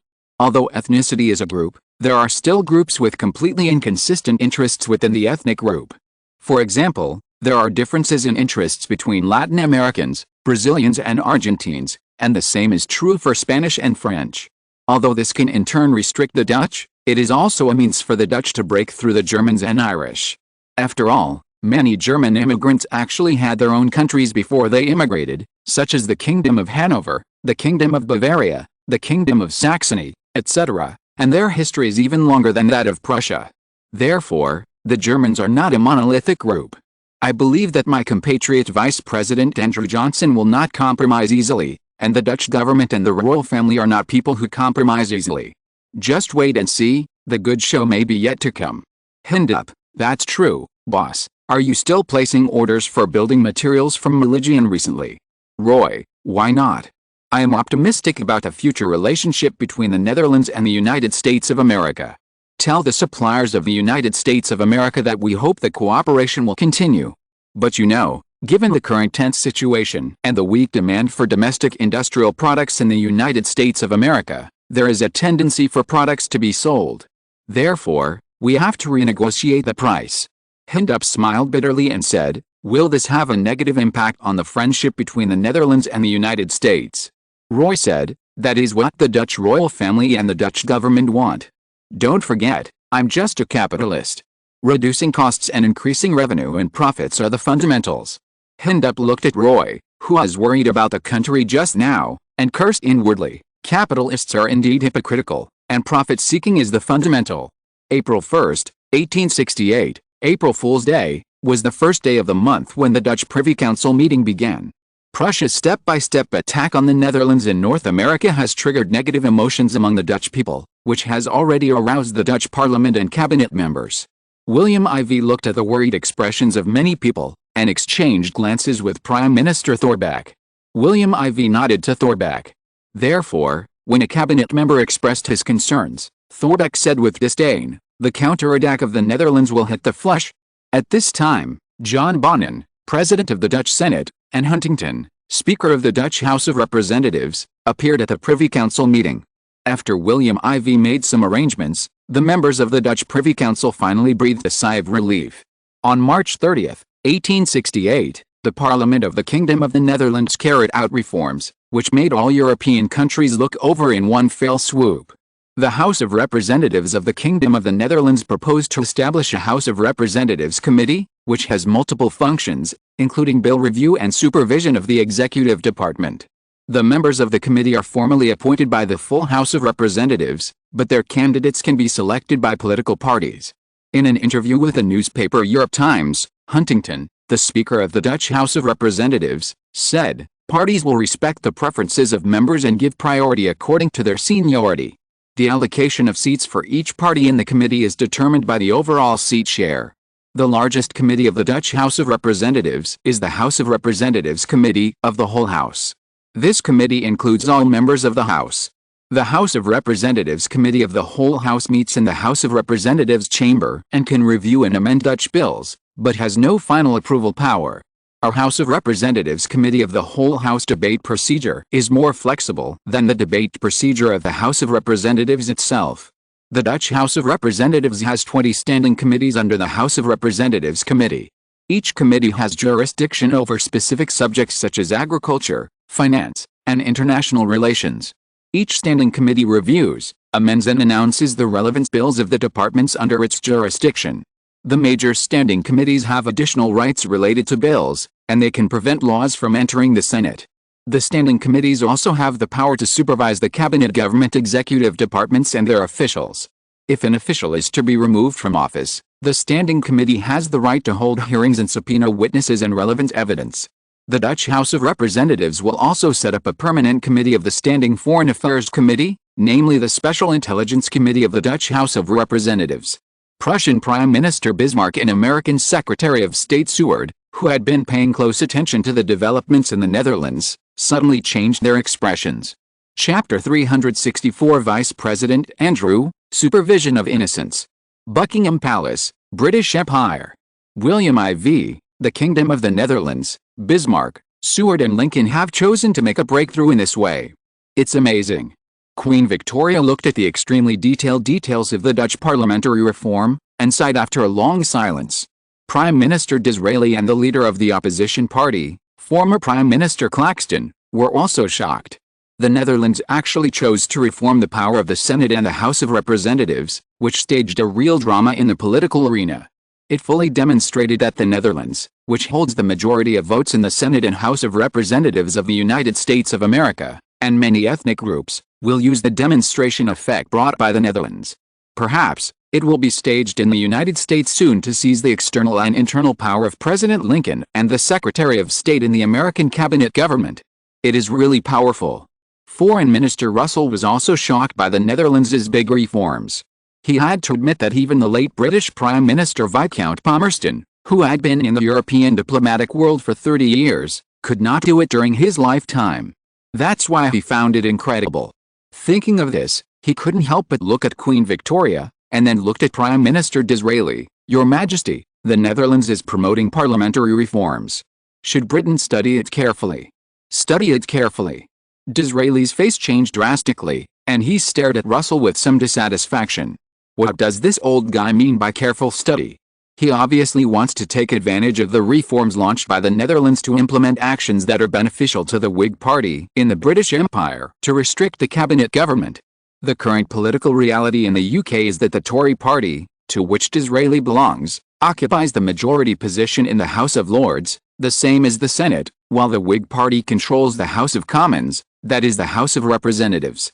This is also the reason why he invited Russell, a Whig, to join his cabinet government, so that some bills will not be blocked by the Whig Party in the House of Commons. If the reforms like the Netherlands are implemented in the UK, then the power of the House of Representatives will be increased while the cabinet government will be more restricted by the Congress. At that time, the plan that the Netherlands is preparing to use to deal with the Lincoln government will also be realized on him. How can Disraeli not be angry? Just when he was about to speak out his objection, Queen Victoria said in front of him, "Don't worry, it's not too late to see the reaction of Europe and the United States of America before you say anything." Hearing this, Disraeli breathed a sigh of relief. But he didn't see that Queen Victoria gave both Clayton and Russell a look to calm down, which made the two of them feel relieved. Clayton and Ross understood that the Queen was closer to the Whig Party. Queen Victoria, the Netherlands move will give the royal families and governments of European countries a headache. Disraeli felt the same way. Why not? The Netherlands is the best at this. Old enemy Clayton sneered. Why didn't the Prime Minister say that the Netherlands is innovating the system? Your Majesty, I think the Netherlands seems to want to take the lead in seizing advanced systems. This makes us have to guard against it. After all, the European system has always been led by Britain. If we fall behind too much, it will seem that our position has been replaced by the Netherlands, which is not good for our international position. Queen Victoria's eyes lit up, and she immediately said to Clayton approvingly, "It's a good idea to think so. Perhaps, William Ivey might have this idea." From the positive responses from various countries to the new organizations launched by the Netherlands recently, we can know that the Netherlands' methods are quite clever. Prime Minister Disraeli, I think you should discuss with Clayton and Sir Ross the plan to implement the committee system in the UK. Is it feasible? How to change it? Where to change it? Give me a charter next week. Disraeli moved his mouth, and finally looked at the Queen's eager but unquestionable expression. He finally chose to say yes. The scene played out in the UK also appeared in various European countries. Among them, the French Empire was the most intense. Napoleon III was originally forced to change from president to emperor, so many people in the French Empire were dissatisfied with this. In order to restrain Napoleon III, various plans had been proposed, but they were all rejected by the Napoleon government one by one, which made many people helpless against Napoleon III. However, the reforms now being carried out in the Netherlands have given many people new ideas to fight against Napoleon III. So the anti-imperial rulers of the French Empire began to plan a movement against Napoleon III, and the ambassadors of various countries in France hurriedly sent back everything that happened in France to their respective countries by telegram. This made the cabinet governments of European countries even more worried. On April 3, 1868, the Belgian Senate and the House of Representatives held a vote and finally passed the parliamentary reform imitating the Netherlands. While restricting the Prime Minister, it also restricted the parliamentary reform of King Leopold II from being passed. For a time, this reform once again triggered huge public opinion among the people and the elite. In the past, other countries followed suit after the reforms of countries such as Britain and France. Now, it is the Netherlands that has started this storm, and judging from the momentum, it is not weak at all. Soon, there will be new progress. After Christian IX of Denmark and Karl XV of Sweden did their work, the opposition and ruling parties quickly passed the bill through consultations between the two parliaments. On April 6, 1868, Schuyler Colfax, Speaker of the House of Representatives of the United States of America, announced that he would start the parliamentary reform that imitated the Netherlands and add 16 permanent special committees. On the same day, Senate President Andrew Johnson, who is also the Vice President, also expressed his intention to follow the example of the Netherlands. He said that the Senate would also set up 16 committees, each of which would have jurisdiction over specific departments, such as the Treasury Department or the Foreign Affairs Department of the United States of America. The functions of each standing committee are similar to those of the House of Representatives, but in addition to reviewing, revising and announcing relevant bills, the Senate standing committees are different in that they will review the presidential personnel nominations of departments under relevant jurisdiction, that is, the President's cabinet nominations must be approved by the votes of the respective department committees before they are approved to take office. Vice President Andrew Johnson also gave an example. For example, the Senate Judiciary Committee has the power to review the judicial qualifications of the nominees for Attorney General nominated by the President. If they pass, of course, it is good. If they do not pass, the President needs to nominate other candidates for review. Similarly, the Senate Foreign Relations Committee reviews the qualifications of the nominees for the Secretary of State, the head of the President's Foreign Affairs, and so on. Senate President and Vice President Andrew Johnson also proposed that the committee has additional powers over bills and personnel that are of concern, and they can block bills or personnel cases from entering the Senate for review.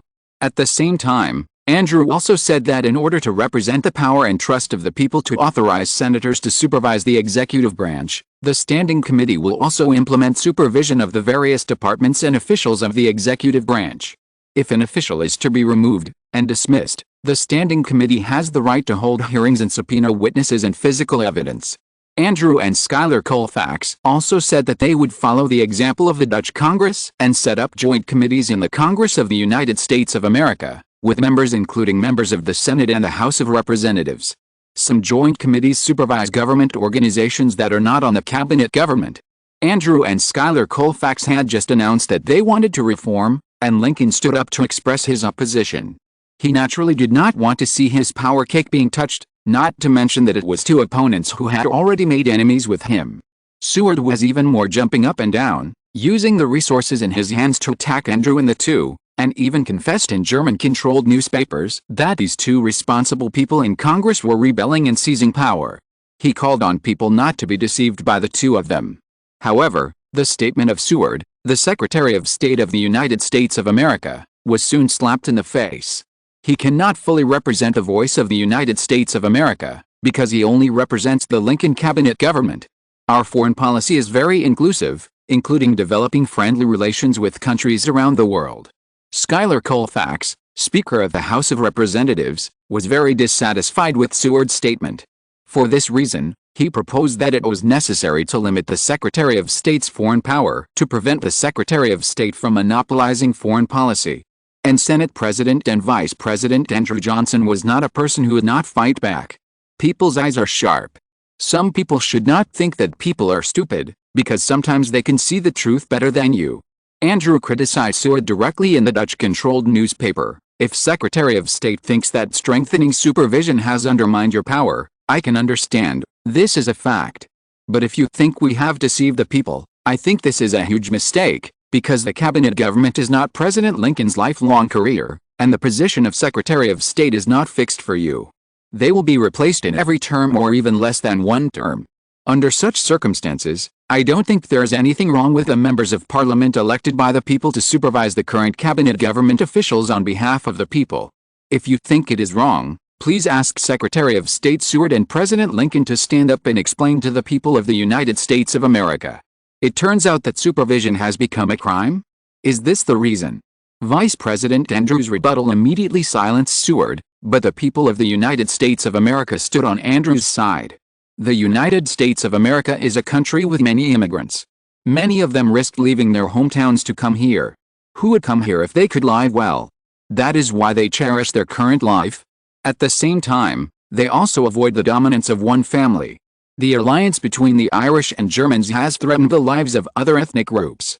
Under the propaganda of Dutch newspapers, Prussia has spread the actions and ambitions of Prussia in Europe to annex the German Confederation throughout the United States. Therefore, They were very wary of Prussia. The more Seward promoted the relationship between the United States and Prussia, what he didn't know was that he was going in the opposite direction of what he wanted. Although the Netherlands has a great influence, even stronger than the Germans, the population of the Netherlands is so small, 1.1 million people to the 23 million population of the United States of America.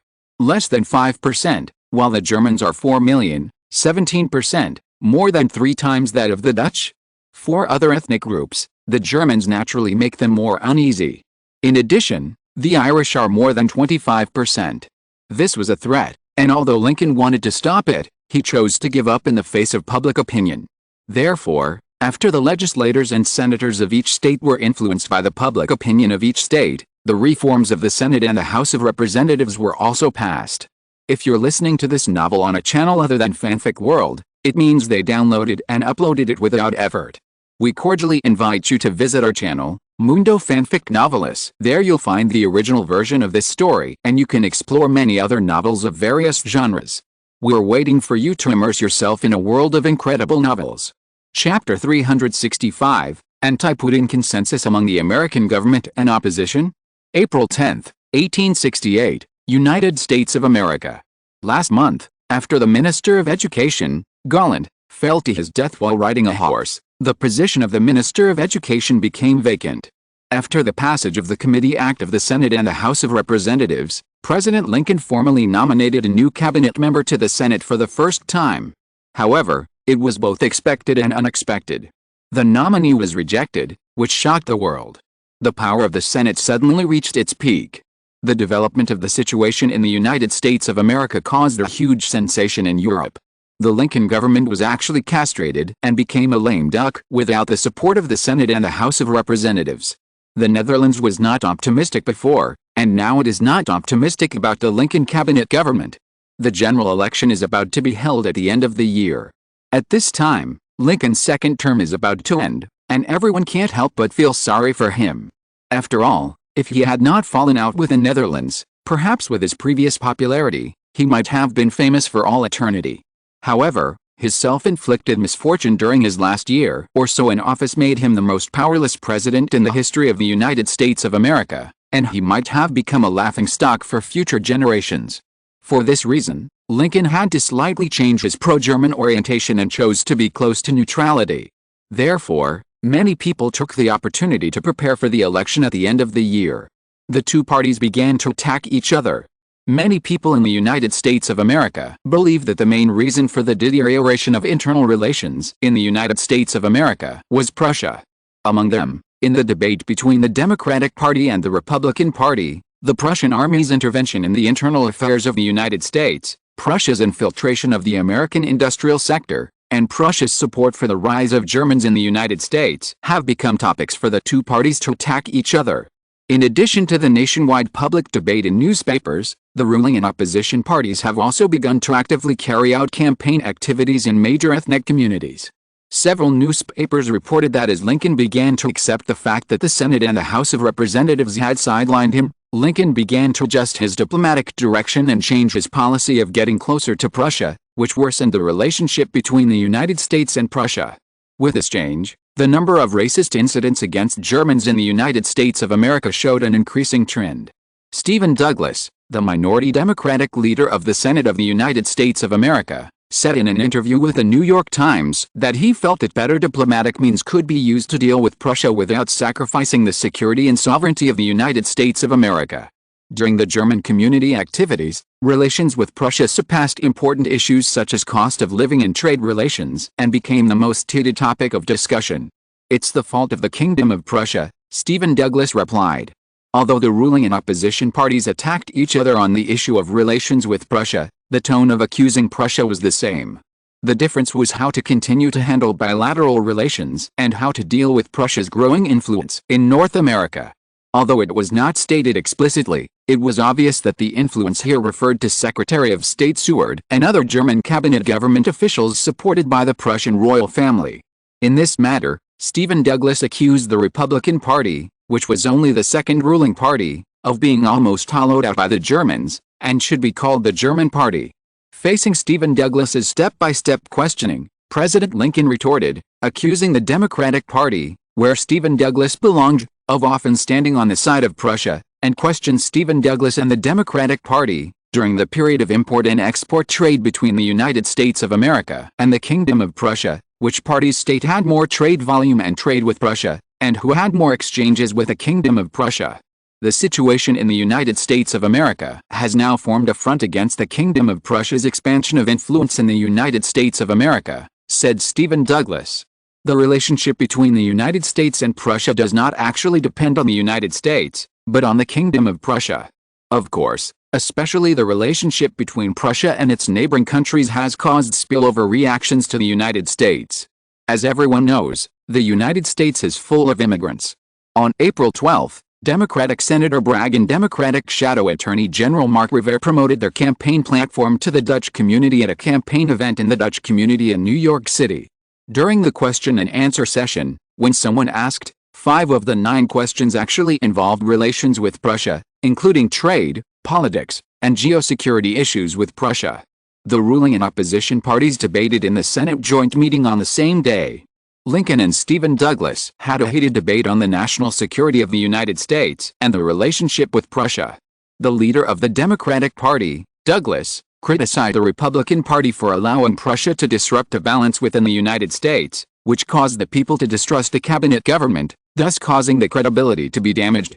It was the biggest diplomatic failure of the United States since its founding nearly 100 years ago.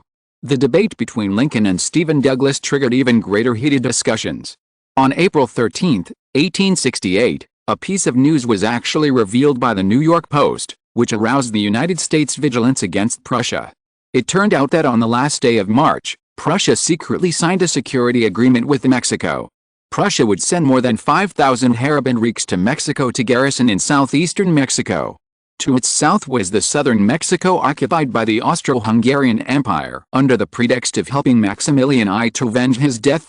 Since this news was secret and few people in the world knew about it, when the New York Post published it, it caused a sensation not only in Europe but also in the United States. After the news of the security agreement signed between Prussia and the United States and the stationing of troops, no one would think that guarding against Prussia was a groundless worry. This time, even Secretary of State Seward did not dare to speak again, because facts speak louder than words.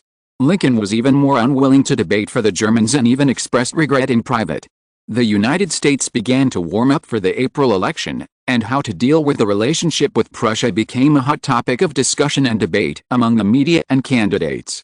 When criticism of Prussia began in the United States, the Prussian government should be distinguished from the German community that lived here and made significant contributions to the United States of America. But all politicians, including Lincoln, seemed to deliberately distance themselves from the Germans for the sake of their own ethnic and personal interests. Even when Seward, a German, remained silent and stopped defending himself, Senate President and Vice President Andrew Johnson stood up and unexpectedly helped the German Americans to defend themselves. Wasn't he the one who should have launched a victory lap against the Germans? At this point, Bismarck in Prussia didn't understand what was going on. Great William IV, and great Vice President Andrew of the United States, this drama is getting more and more like. Bismarck suddenly seemed to think of something, and suddenly said in shock and anger, "Oh no, so bold, they actually came up with this idea." Chapter 366 William IV visits England. 1868. President Lincoln and his cabinet members attended the joint meeting of the Senate and the House of Representatives. On the podium, Vice President Andrew and Senate President were giving a routine speech. Today, his theme is, the difference between Prussia and Germans. When the United States of America criticizes Prussia, we should treat it differently, not generalize it. Just like Europe, when we treat Europe, we can't think of Europe as a whole and covet America.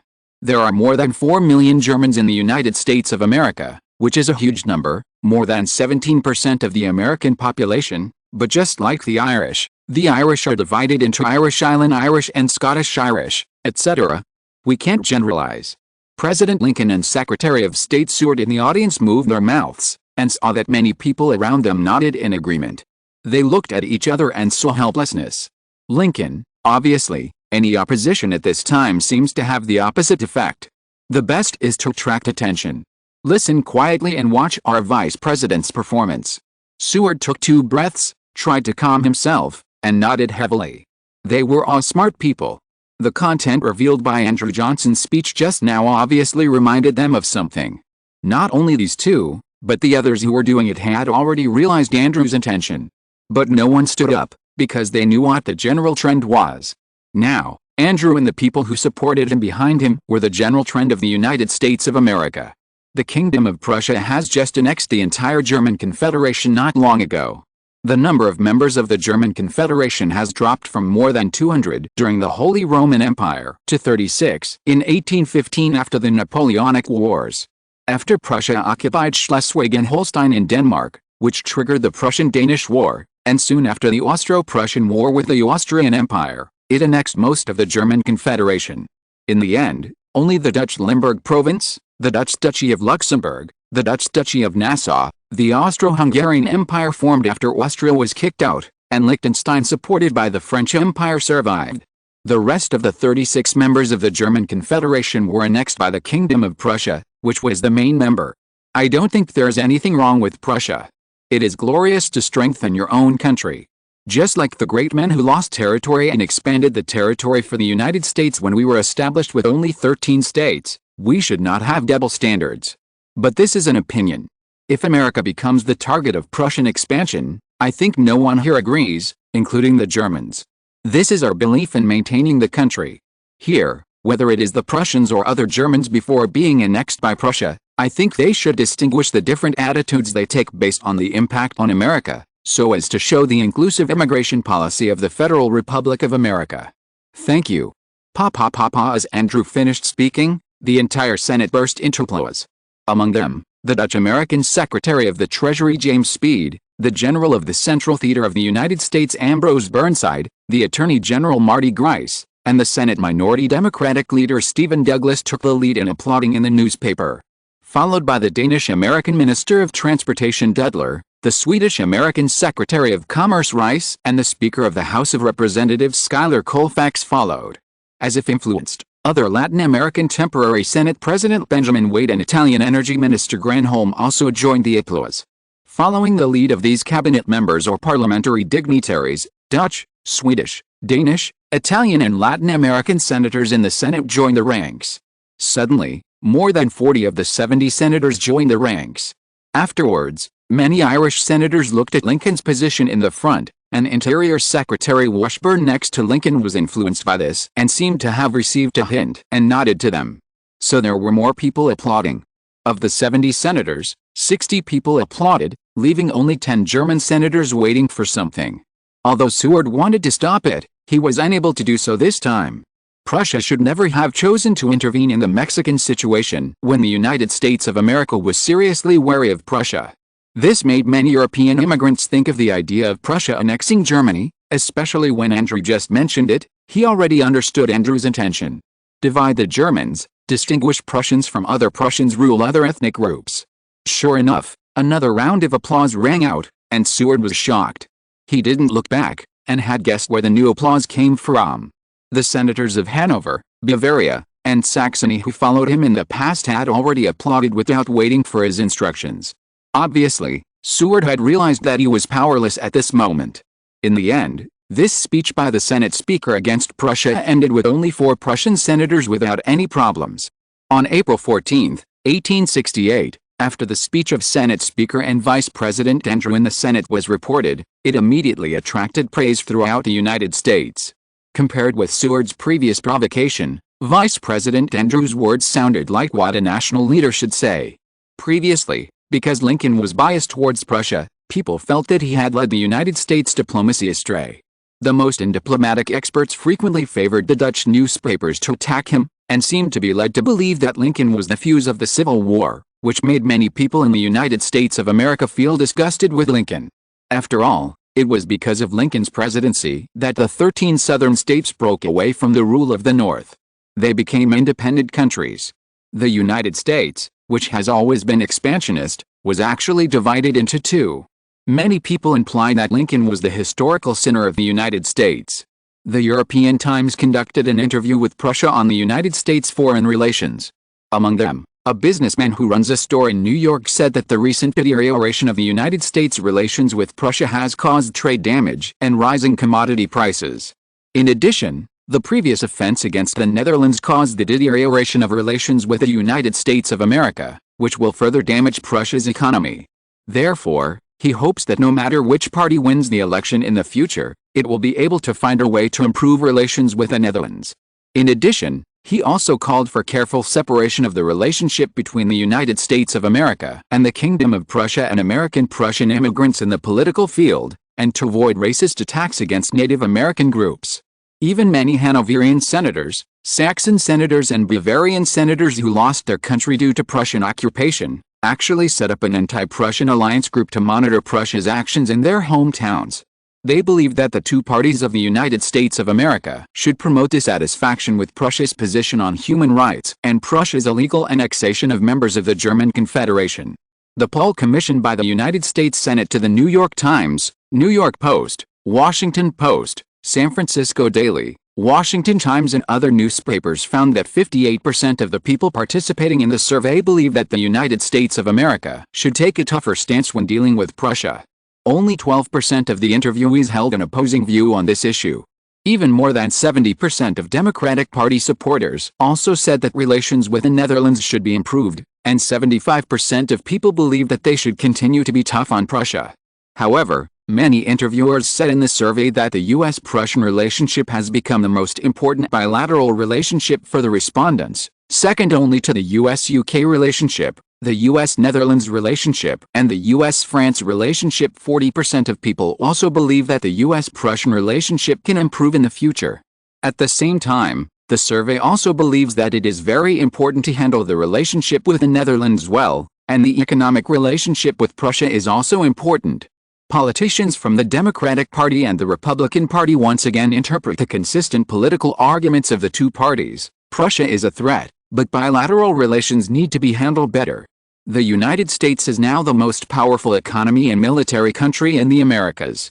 Therefore, the deterioration of the United States and Prussia is obviously that the Netherlands has the upper hand in the struggle between the Netherlands and Prussia, and it is the kind that Prussia will find difficult to reverse in the near future. It is really sad. It has only been a short time since the international political arena has changed so much that Prussia has overturned and the Netherlands has surpassed it. For this reason, the presidential election of the United States at the end of the year has become the focus of European countries. Perhaps many people feel that this election is the performance of the Dutch people's real victory over Prussia and the results of harvesting. Vice President Andrews' statement at the end of the speech is still impressive, that is, the United States of America needs to defend its own values to develop the diplomatic relations it needs, and can improve the relationship between the United States and Prussia, but under the current conditions, no specific measures can be given. When the internal and external relations of the United States of America became the topic of this election, William IV, who was far away in the Netherlands and Europe, chose to visit the British Empire at this time after not showing his face for a long time. And the news was announced only after arriving at Buckingham Palace and before accepting a joint press conference with Queen Victoria. For so many years, William IV has not visited any foreign countries except Denmark and Sweden. Does the concealment of the itinerary represent a special secret that cannot be revealed? What exactly did William IV and Queen Victoria of the United Kingdom meet secretly for? Could it be that Britain has loosened its position and chose to stand on the side of the Netherlands in the struggle between the Netherlands and Prussia? It seems that helping the weak and resisting the strong is indeed the usual style of Britain. It is said that Princess Victoria, the Crown Princess of Prussia, personally sent a telegram to London yesterday to inquire about the specifics. Obviously, Berlin can sit still. However, as the parties involved, both William IV and Queen Victoria remained silent, as if they would not reveal the mystery until that moment. It was this kind of suspense that made the press conference at Buckingham Palace crowded with newspaper reporters. Almost all of the world's influential newspapers attended. This made William IV sigh that it was indeed the most international city in the world, and there were so many journalists. William gave a strange and mysterious smile. However, this is just right for my purpose of attending the press conference today. Chapter 367, His Majesty is good, but he likes to make enemies. The news of King William IV of the Netherlands' visit to the British Empire has once again turned the world's attention from the United States of America in North America back to London on the west side of the English Channel in Europe. Now, In addition to President Lincoln, the most influential person in the United States of America is not Secretary of State Seward, nor Secretary of War Edwin Stanton. It is the current Vice President Andrew. First, Vice President Andrew now has the final say in the Senate. He joins forces with House Speaker Schuyler Colfax to sideline President Lincoln. He has arbitrary judicial power and legislative interpretation power. Second, within the executive cabinet government, there are Secretary of the Treasury James Speed, Attorney General Marty Grice, Transportation Secretary Dedler, Commerce Secretary Rice, and Energy Secretary Granholm. With the support of Vice President Andrew, President Lincoln will find it difficult to exert his power. Third, in the United States, because the Dutch occupy half of the media industry of newspapers in the United States of America and control the public opinion there, they are in a very advantageous position in shaping the United States of America's favorable impression of the Netherlands.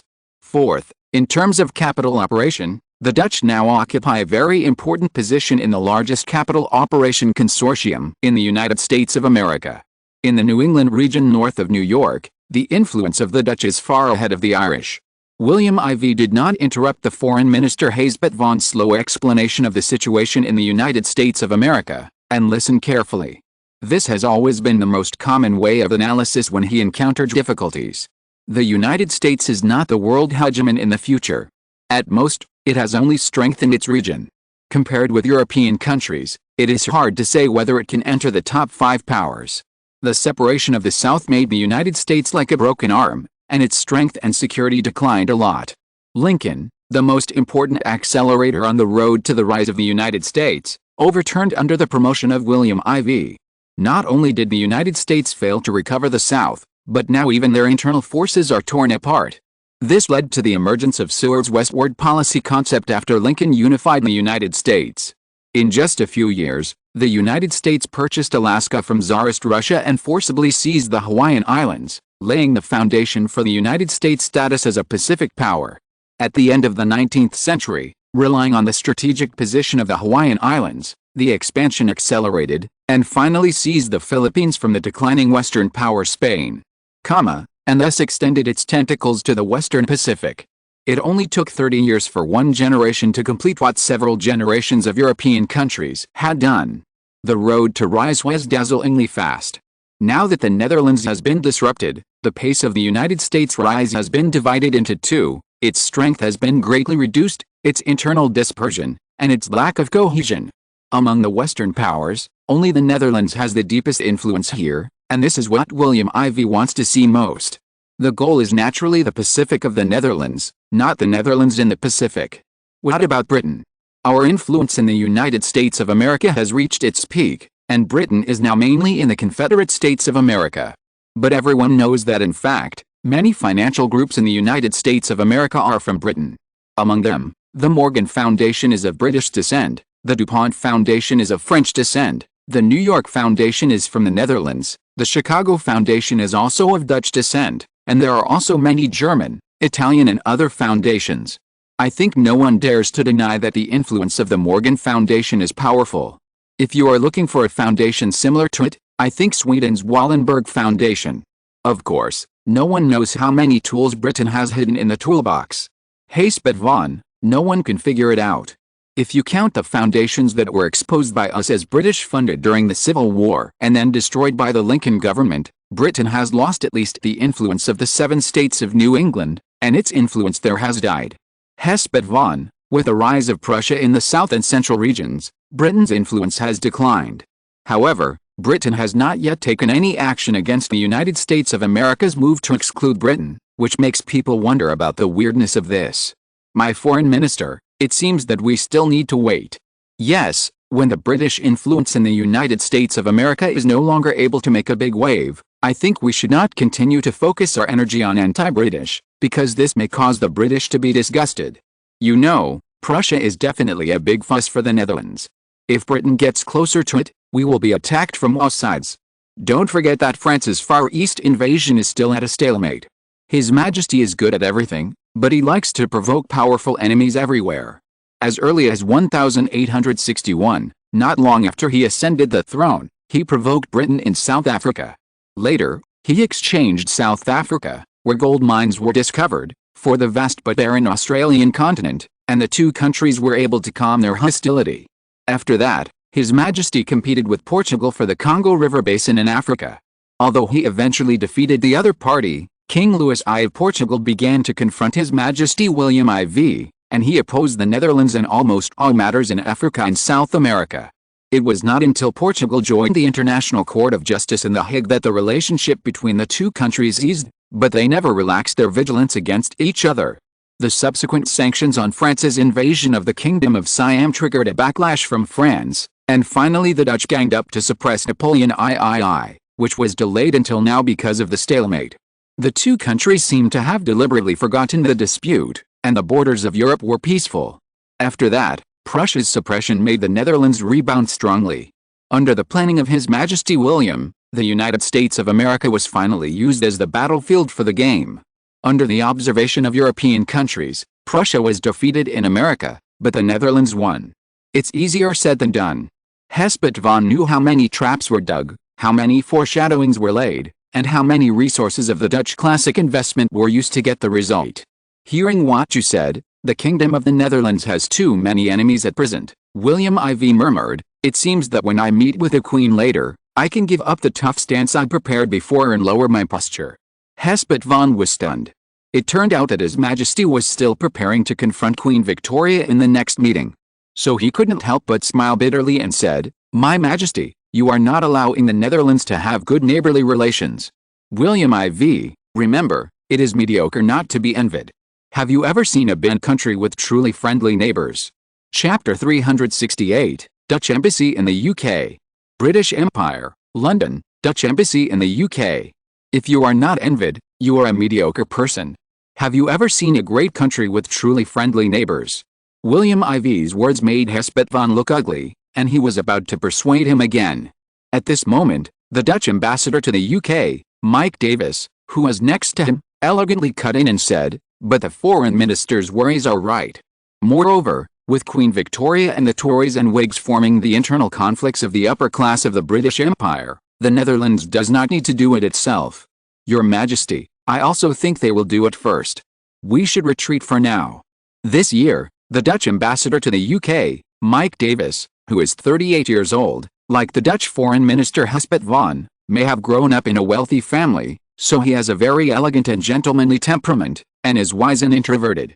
This is different from his old rival, the former ambassador to Prussia and the current Third Minister of the Netherlands, Nicholas Pearson, who is sharp-edged. They are praised as people who operate the Dutch Ministry of Foreign Affairs on both the cunning and the kingly track. Hesped van looked at him gratefully. These fell into William IV's eyes, and he looked at him and pondered for a while. Let a person who used to be so powerful in the Netherlands and even in the international arena, who made his peers in various countries retreat, now choose to retreat in front of his own subordinates and former opponents. The psychological factors here are definitely a big problem. Some people will be extremely suspicious of the people around them, and some people can't even stand it and directly dig up old accounts and insult each other. However, William IV knows that Hesped van is not such a shallow person, and Mike Davis is not the kind of person who only knows how to get more. William IV looked at the two people and was full of confidence that these diplomatic elites of the Netherlands would be able to dominate the diplomatic field in the future world.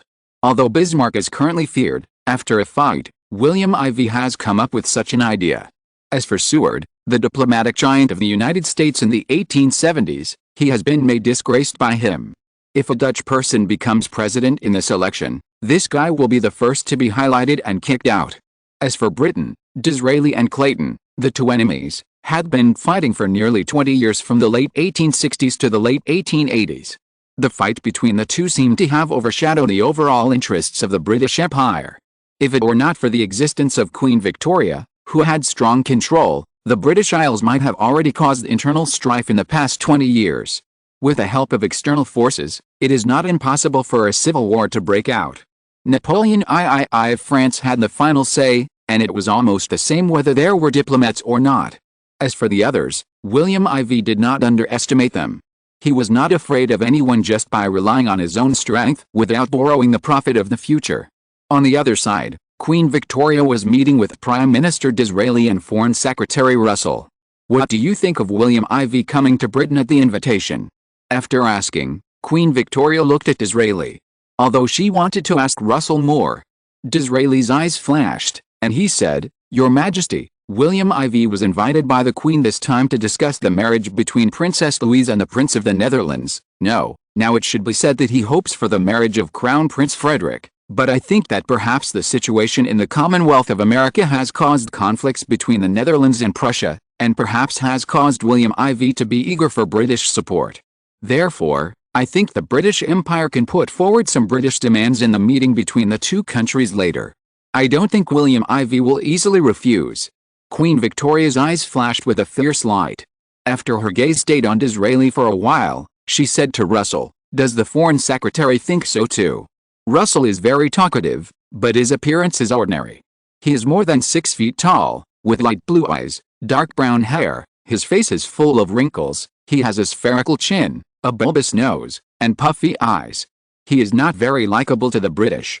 If you don't know him, no one would have thought that he is the noble former Prime Minister of the British Empire and has served as British Foreign Secretary for several terms. 76-year-old Russell blinked his eyes, looked at 66-year-old Prime Minister Disraeli without comment, and thought to himself, he and 62-year-old Claxton, the heir of Viscount Palmerston, are indeed not as old as each other.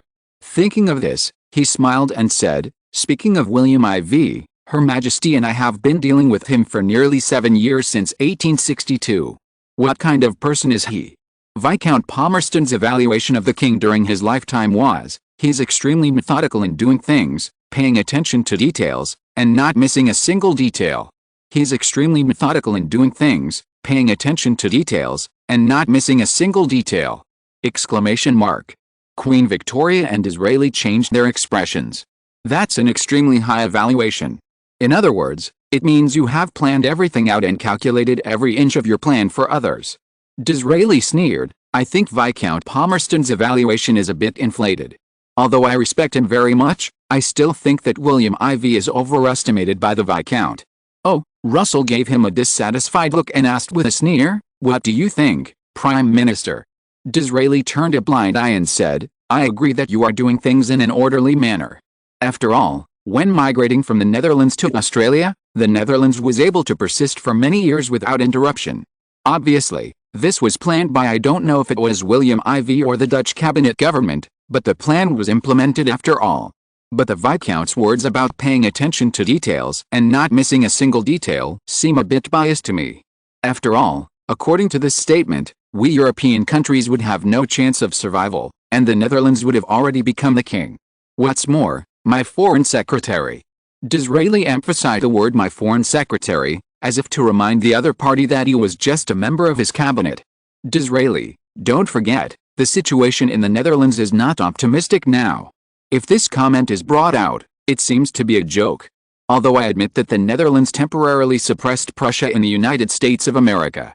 But that happened when Britain and other neighboring countries wanted to see Prussia's joke. If Britain cooperates with other countries, I wonder, Sir Russell, do you think the Netherlands can still maintain a chance of winning in America?" Russell greeted the other party. "Perhaps William IV may have figured out your thoughts?" Disraeli laughed angrily. "If everyone is like you said, then William IV would have been a godlike figure." "Stop," Queen Victoria said helplessly on her face. "I say, let's continue the previous topic. How do you view William IV's visit? Don't go off topic. Return to the Dutch embassy in the UK." William IV smiled complacently. "People's hearts are unpredictable. Big countries like to watch others fight and profit for themselves. This is the most important and decisive factor for the Netherlands' recent achievements. However, the Netherlands has been making too much noise recently. Maybe it will be quiet for a while in the near future." Chapter 369 Invited to speak at the British House of Commons. Berlin. William I was looking at the west with worry, as if he could see the Netherlands and Britain across the English Channel. At this time, Queen Victoria actually invited William IV to visit London, and we didn't know the news until William IV agreed.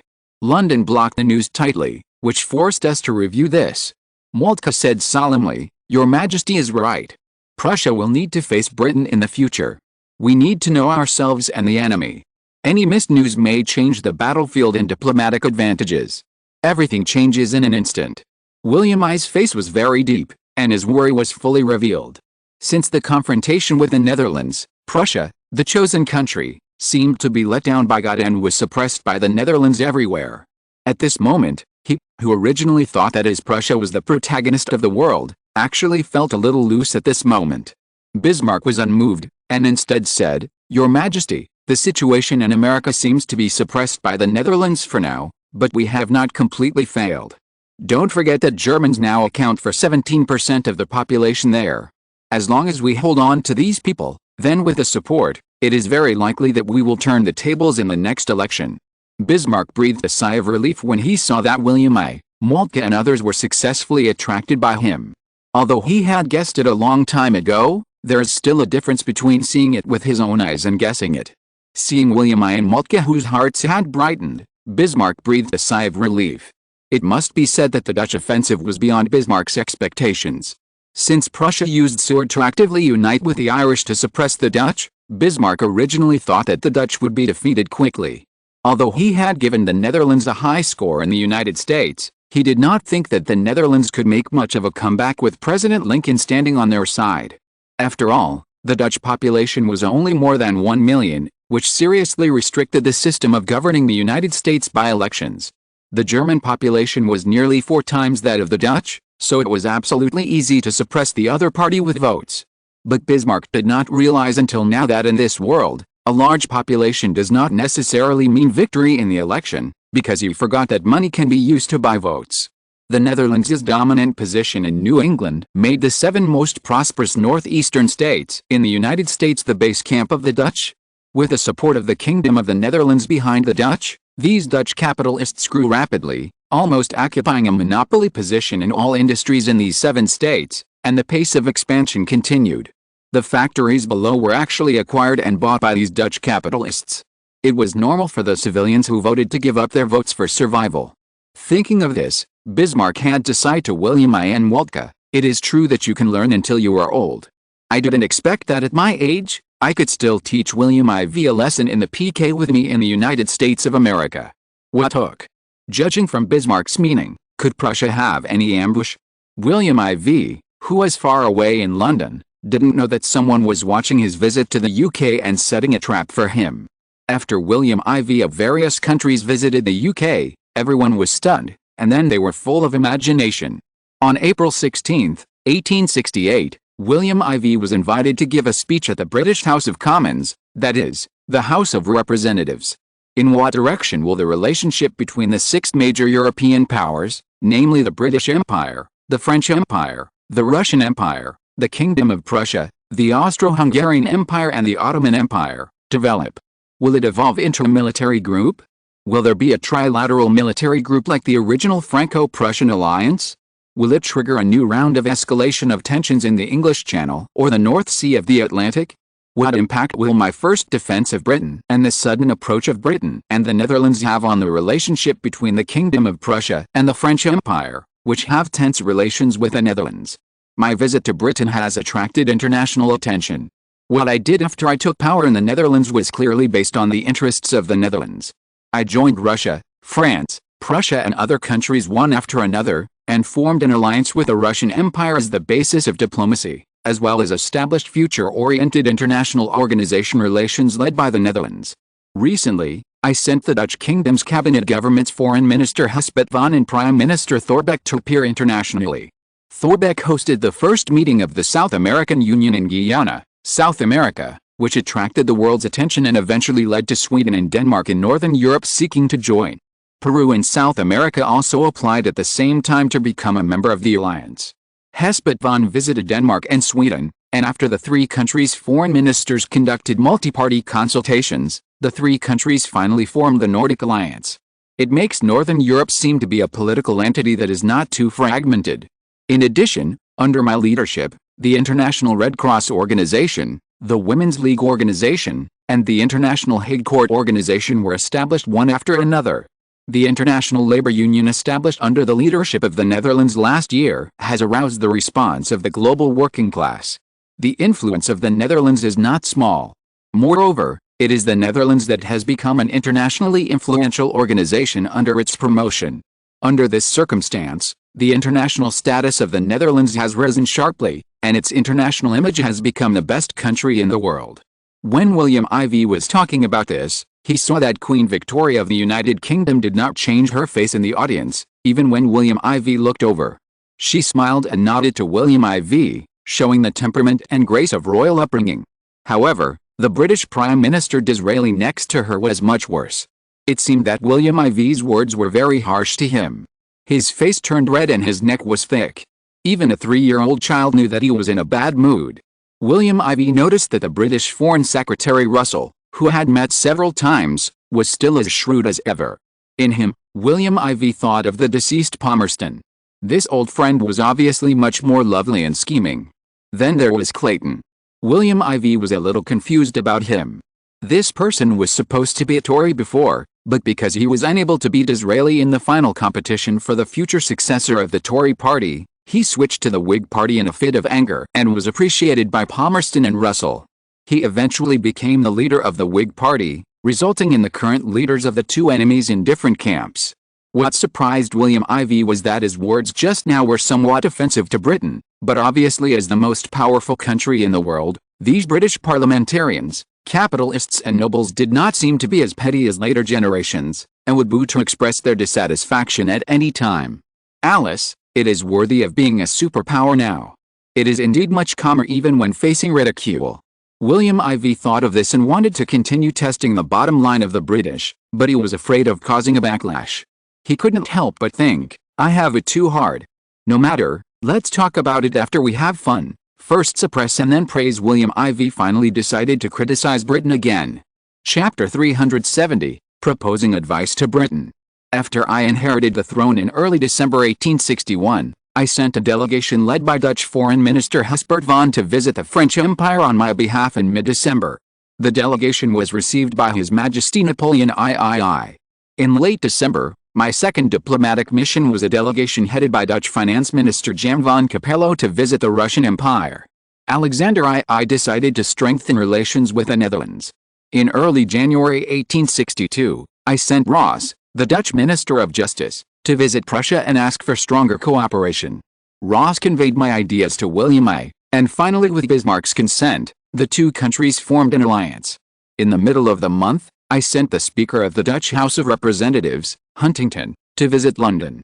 He was received by Her Majesty the Queen and met with the Speaker of the British House of Commons, where I am now. Finally, an agreement was reached to strengthen exchanges between the two parliaments, which is a channel of communication between parliaments that is currently not available in Europe.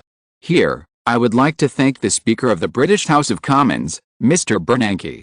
If it were not for you, the Netherlands and the United Kingdom would have been arguing over the South African issue, which might eventually lead to more wars and cause great suffering to the people. This would be very destructive to the feelings between the people of the two countries. Fortunately, under the strong efforts of Speaker Bernanke and Speaker Huntington of the Dutch House of Representatives, Britain and the Netherlands finally chose to live in peace. We reached an agreement that the Dutch people's survival in Europe and South Africa for more than 100 years became a thing of the past, and the Australian continent transferred by the British Empire became the new habitat of the Netherlands. Once again, I would like to thank the generosity of the British Empire for giving the Netherlands a new life in the Far East. After speaking, William IV bowed to the audience. No one would harbor ill will towards someone who thanked him, not even mocking him. Although Disraeli knew that William IV was acting, it was undeniable that the seriousness and sincerity on William IV's face made him feel that he was apologetic and grateful. This made him think, this guy is so pretentious and cunning.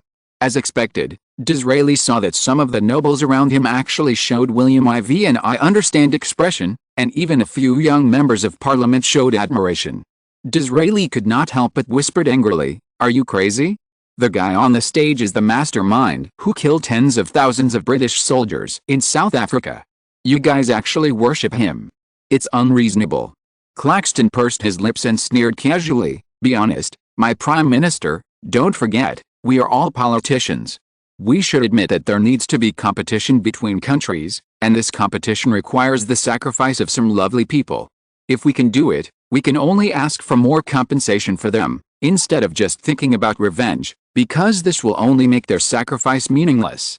You should know that we need to be as firm as our predecessors in Britain's position after the Napoleonic Wars."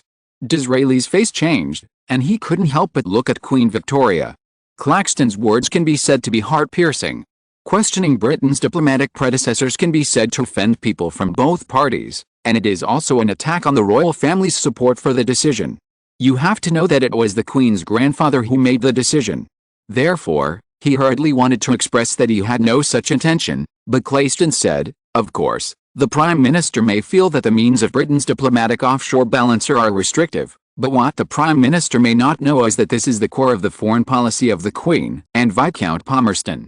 If it is broken, it will be a reversal and negation of the British foreign policy of the past few decades. This will have a great impact on the UK's frequent changes of policies." Disraeli saw the dissatisfaction on Queen Victoria's face, and Disraeli hated it secretly. Obviously, Claxton's words succeeded in causing dissatisfaction with the Queen, which made Disraeli feel a little aggrieved. In the end, he could only vent his dissatisfaction on William Ivey on the stage.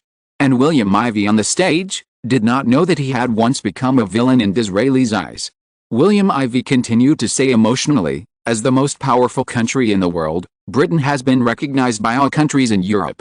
In the Netherlands, everyone believes that Britain is the best guide for the Netherlands and leads the Netherlands in a strong direction. Of course, the Netherlands is also seizing the way forward, preparing to force Britain to take a side road and let the Netherlands occupy the main road. William Ivey, the Netherlands has learned a lot from Britain in terms of economy. In terms of military, it has also developed its navy in the footsteps of Britain, and sought cooperation with Britain in the Far East and the Indian Ocean to co-manage the other side of the world. Co-manage the world. Although the side was added at the end, it was enough to increase the pleasure of those arrogant people in the British House of Commons by more than 100%. Although co-management with the Netherlands was a bit harsh, it did not prevent William Ivey from flattering loudly, and the effect was not bad. No one does not want to hear others praise themselves. If there is, it can only be said that the person who praises them does not praise them enough. William Ivey learned a lesson in his previous life, that is, giving others a small thumbs up every morning can make this person have a good mood for the day. Praising others can improve their impression of you, which is better than giving them benefits. After saying nice things, it is natural to say something harsh, so that William Ivey can control the emotions of these people. William Ivey slowly put away the smile on his face, revealed a serious face, and said vigilantly, "I can sincerely tell you my views on the future development of Britain.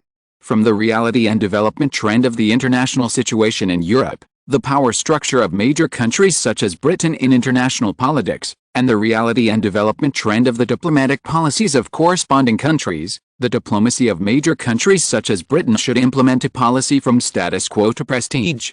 In a certain period from now on, we should pursue a policy of maintaining the status quo. After new changes in the international politics and power structure in Europe, we need to pursue a prestige policy, because there is always an important force to promote change in the current situation in Europe. Starting to pursue a prestige policy at an appropriate time is similar to following the kingly way rather than the hegemonic way.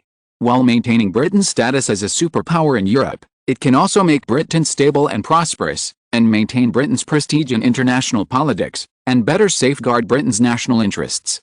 William Ivey's words made the entire British House of Commons silent, and even Queen Victoria fell into deep thought. However, there was an exception, that was Prime Minister Disraeli. This man is digging a hole again, but what is the purpose? Chapter 371, The Attack from the Dutch Queen's Past Life Husband. William Ivey's suggestion made the entire British House of Commons fall into silence.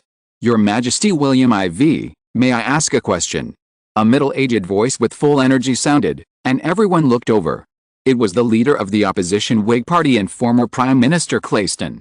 Claxton is a senator of the Whig Party. Today he was invited to attend William Ivey's speech in the House of Commons. Disraeli looked at Claxton in surprise, and couldn't guess his thoughts for a while, but as an opponent for many years, his ability was naturally beyond doubt. Disraeli instantly understood that Claxton must have ulterior motives. "But I would like to see what you want to do." William Ivey on the stage looked at Claxton unexpectedly. Although the two had never met, the other's portrait had already been imprinted in his mind. Claxton of the Whig Party, the one who replaced Viscount Palmerston as Prime Minister for a year.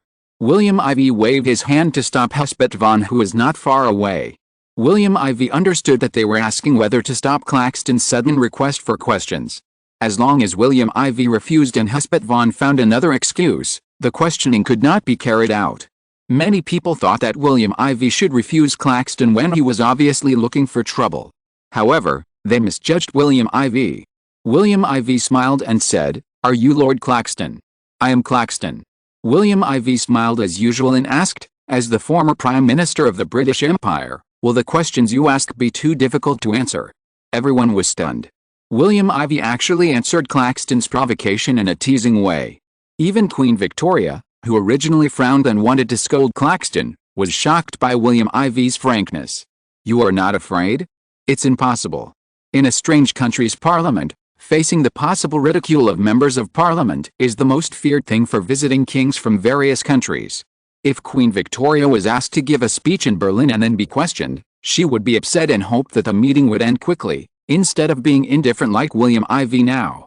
Yes, she was indifferent, as if she didn't care at all about the foreseeable attack from Clayton. Clayton looked at William IV, who was leisurely on the stage, and his heart sank. Former Prime Minister? Was he mocking himself for being in the opposition? Damn it. He glanced at William IV fiercely, thinking, "I'll make you suffer later."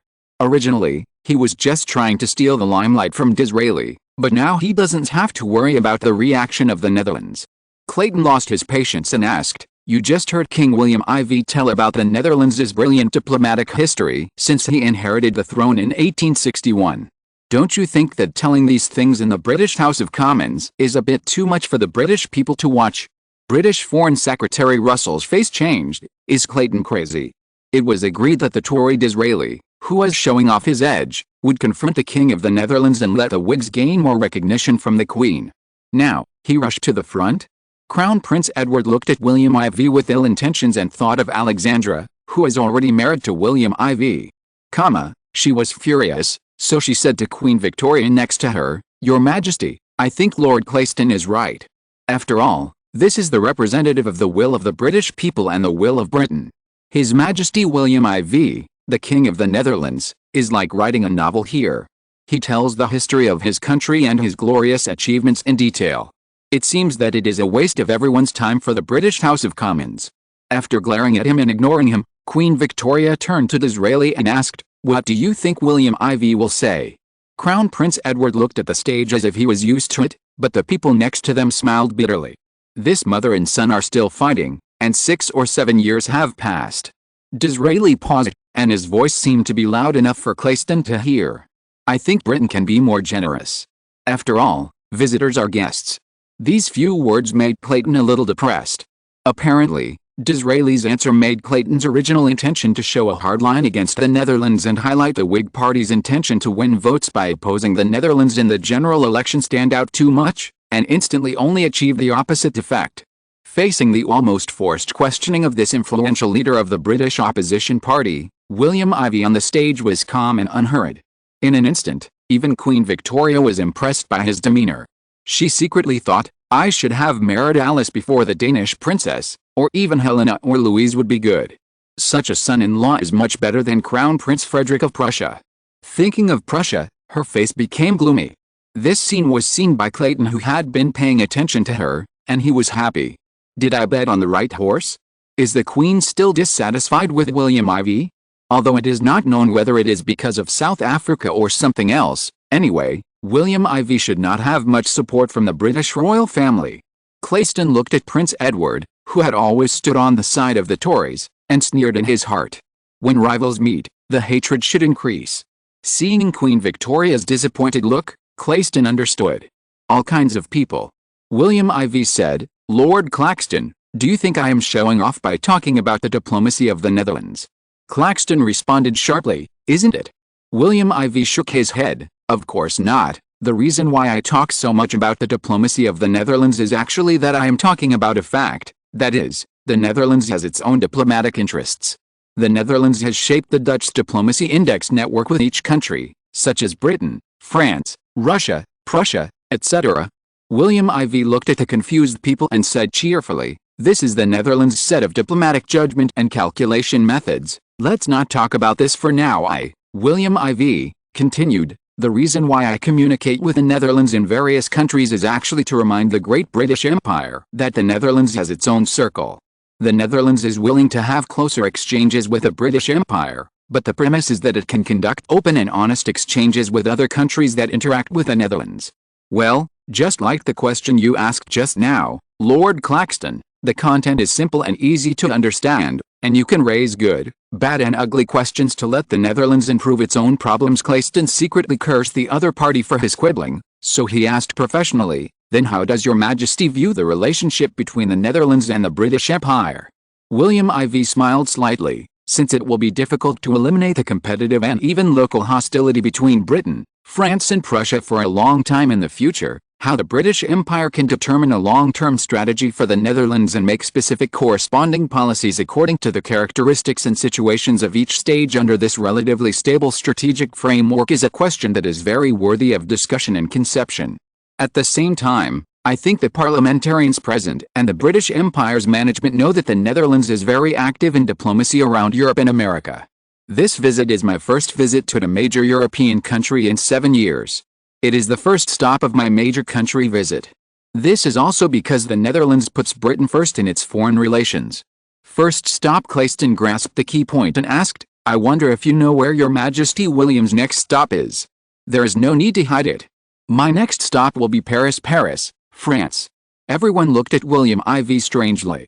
Now the Netherlands is leading the small and medium-sized countries in Europe and America to sanction the Purple Calyx French Empire. If William IV goes there at this time, he may not face cheese and bread, but perhaps rotten eggs. At this time, William IV dares to go to Paris? Even Claxton admired his courage at this moment, and at the same time, he was also interested in William IV's trip to Paris. Suddenly, he and Disraeli looked at each other and saw vigilance.